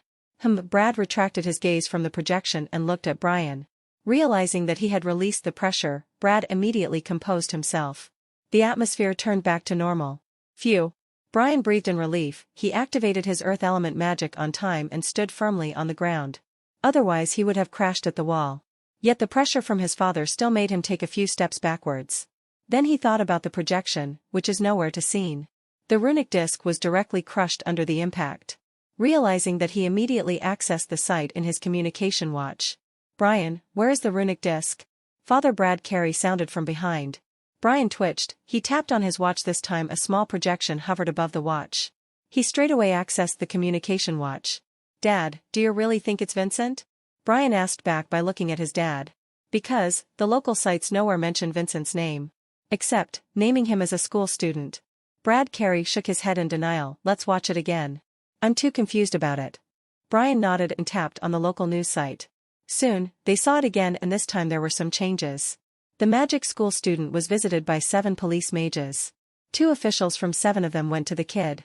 "Dad, it's the jersey of Little Star Gate High School." Brian again called out in surprise. Right now, he didn't doubt it. The person is obviously his younger brother. What is he doing out there? He began to watch nervously. Father Brad Carey's eyes set on the projection. He too realizes the school kid is actually his son Vincent. He saw one of the officials begin to say something. But the reporter was a little far away, he couldn't record their conversation. Vincent seems to nod in reply. The other official crouched down and began to heal the injured person. By looking at the text being displayed on the projection, Brian reads out loud. The injured person is an old beggar. By hearing Brian's voice, his father also set his gaze on the projection screen. Certainly, the injured person seems to be a beggar. Then what is the kid doing near him? Did he harm him? But the news reporters were only speculating it, but there is no evidence for their assumption. For this only police mage officials could answer. And at this point of time, the officials seemed to be talking with Vincent, and then suddenly they went away with the old beggar. He couldn't make any heads or tails for this. But he sighed in relief as the police mage officials no longer found fault in Vincent. Which means Vincent didn't injure the old man. Then Brad suddenly saw his son Vincent walk away from the spot immediately. He understands that Vincent is coming home. And the reporters tried to follow him, but Vincent slipped away. Brian Carey doesn't know what to make of his younger brother's actions. Since no reporting is done hereafter, Brian turned off the small projection. Then he takes a glance at Father Brad for some comment. But he seems to be contemplating something. Knowing his son's gaze, Brad said, "We will have a good talk with him. Once he gets back home." Glancing around the surroundings, Brad answered, "Do we have an extra runic disc?" It's very tiring to watch the news on a small projection screen. Brian doesn't know whether to laugh or cry. It's good that Mum is not here. Otherwise he can't handle 2 of them at the same time. Phew. Shaking his head, he began to adjust the displaced sofa. After things were arranged back to normal, his father Brad Carey sat on his couch, presumably waiting for his son's arrival. Brian went away to see whether there is any extra runic desk inside their storeroom. He can't wait for Vincent to get back home and explain the matter. The news reporters were talking about some speculation. But they don't know the truth themselves. From MC perspective. "Poison dagger," I muttered while walking down the road. "Their calculation is too fast. I'm doing a part-time job. If they are targeting me based on this, then it's terrible. I didn't even offend them in any way. It's really terrifying suddenly to be gazed at by rogue mages. Earlier, we didn't receive any intel regarding my assassination. This sudden attack shows certainly there is some intelligence failure on our side. I hope Captain Tyler will be safe on their side." Then I raised my head to look forward. In a few meters, I'll reach my home. So I put these thoughts behind my mind for a while. After taking a few turns, I opened the gate and entered inside. Creak, the main door opens. As I took my first step inside, suddenly my heart palpitates. I raised my head, look at the source. "Dad?" I uttered in a solemn tone. "What's wrong with him?" I can see he is in anger, and especially the anger is directed at me. With a puzzled gaze, I went past him towards upstairs. Brad Carey, who was patient with his son, can't wait to reach the top of this matter. When he sees his son is entering home unknowingly, Brad gets angry. But what was more frustrating for him than his son Vincent, instead of greeting him, he directly headed towards his room. Before Vincent could reach the stairs, Brad called out to his son, "Vincent, I want to talk with you." At this time, hearing his father's voice, Brian also came out of his room. Upon seeing Vincent, he hurriedly went towards his father and stood beside him. I was taken back by my father's sudden calling. Then my expression turned unsightly seeing my brother standing beside my father. What's up with him? Did he tell my father? I halted my footsteps and turned towards them. I couldn't help but think about the reason. I asked, "What is it, Dad?" I didn't make any expression, I maintained a poker face. "Did you attack the old beggar?" Father Brad Carey questioned with scrutining eyes. "Old beggar?" My pupils jumped after hearing his words. How does he know? Then I realized, it must be the work of those local news reporters. But I didn't fret, no one knew what had happened. I injured the old man before anyone could see. Having confidence, I looked at their gaze and added, "When I was coming towards our home, I saw the old beggar was in an injured state. But nobody came to help the old beggar, so I called the local police for help." What I said was absolutely a complete lie. But I'm sure even those police officials won't reveal the news. Because the identity of the old beggar is confidential. Even if the media tries to get some information, they will meet with failure in the end. My sudden answer caught them off guard. Brad Carey's whole self suddenly got relaxed. His son did humanitarian work, but they got worried for nothing. This time his anger fades away and he looked at his son Vincent with a smile. At this time Brian asked in confusion, then who injured the old beggar? I sighed and replied, I don't know. That's why I called police officials. Only they can see and do something about it. Brad Carey nodded in understanding. At the same time, Brian also stopped asking questions further. Seeing the two of them didn't have any doubts left, I smiled and said, okay, I'm going to my room to get freshened.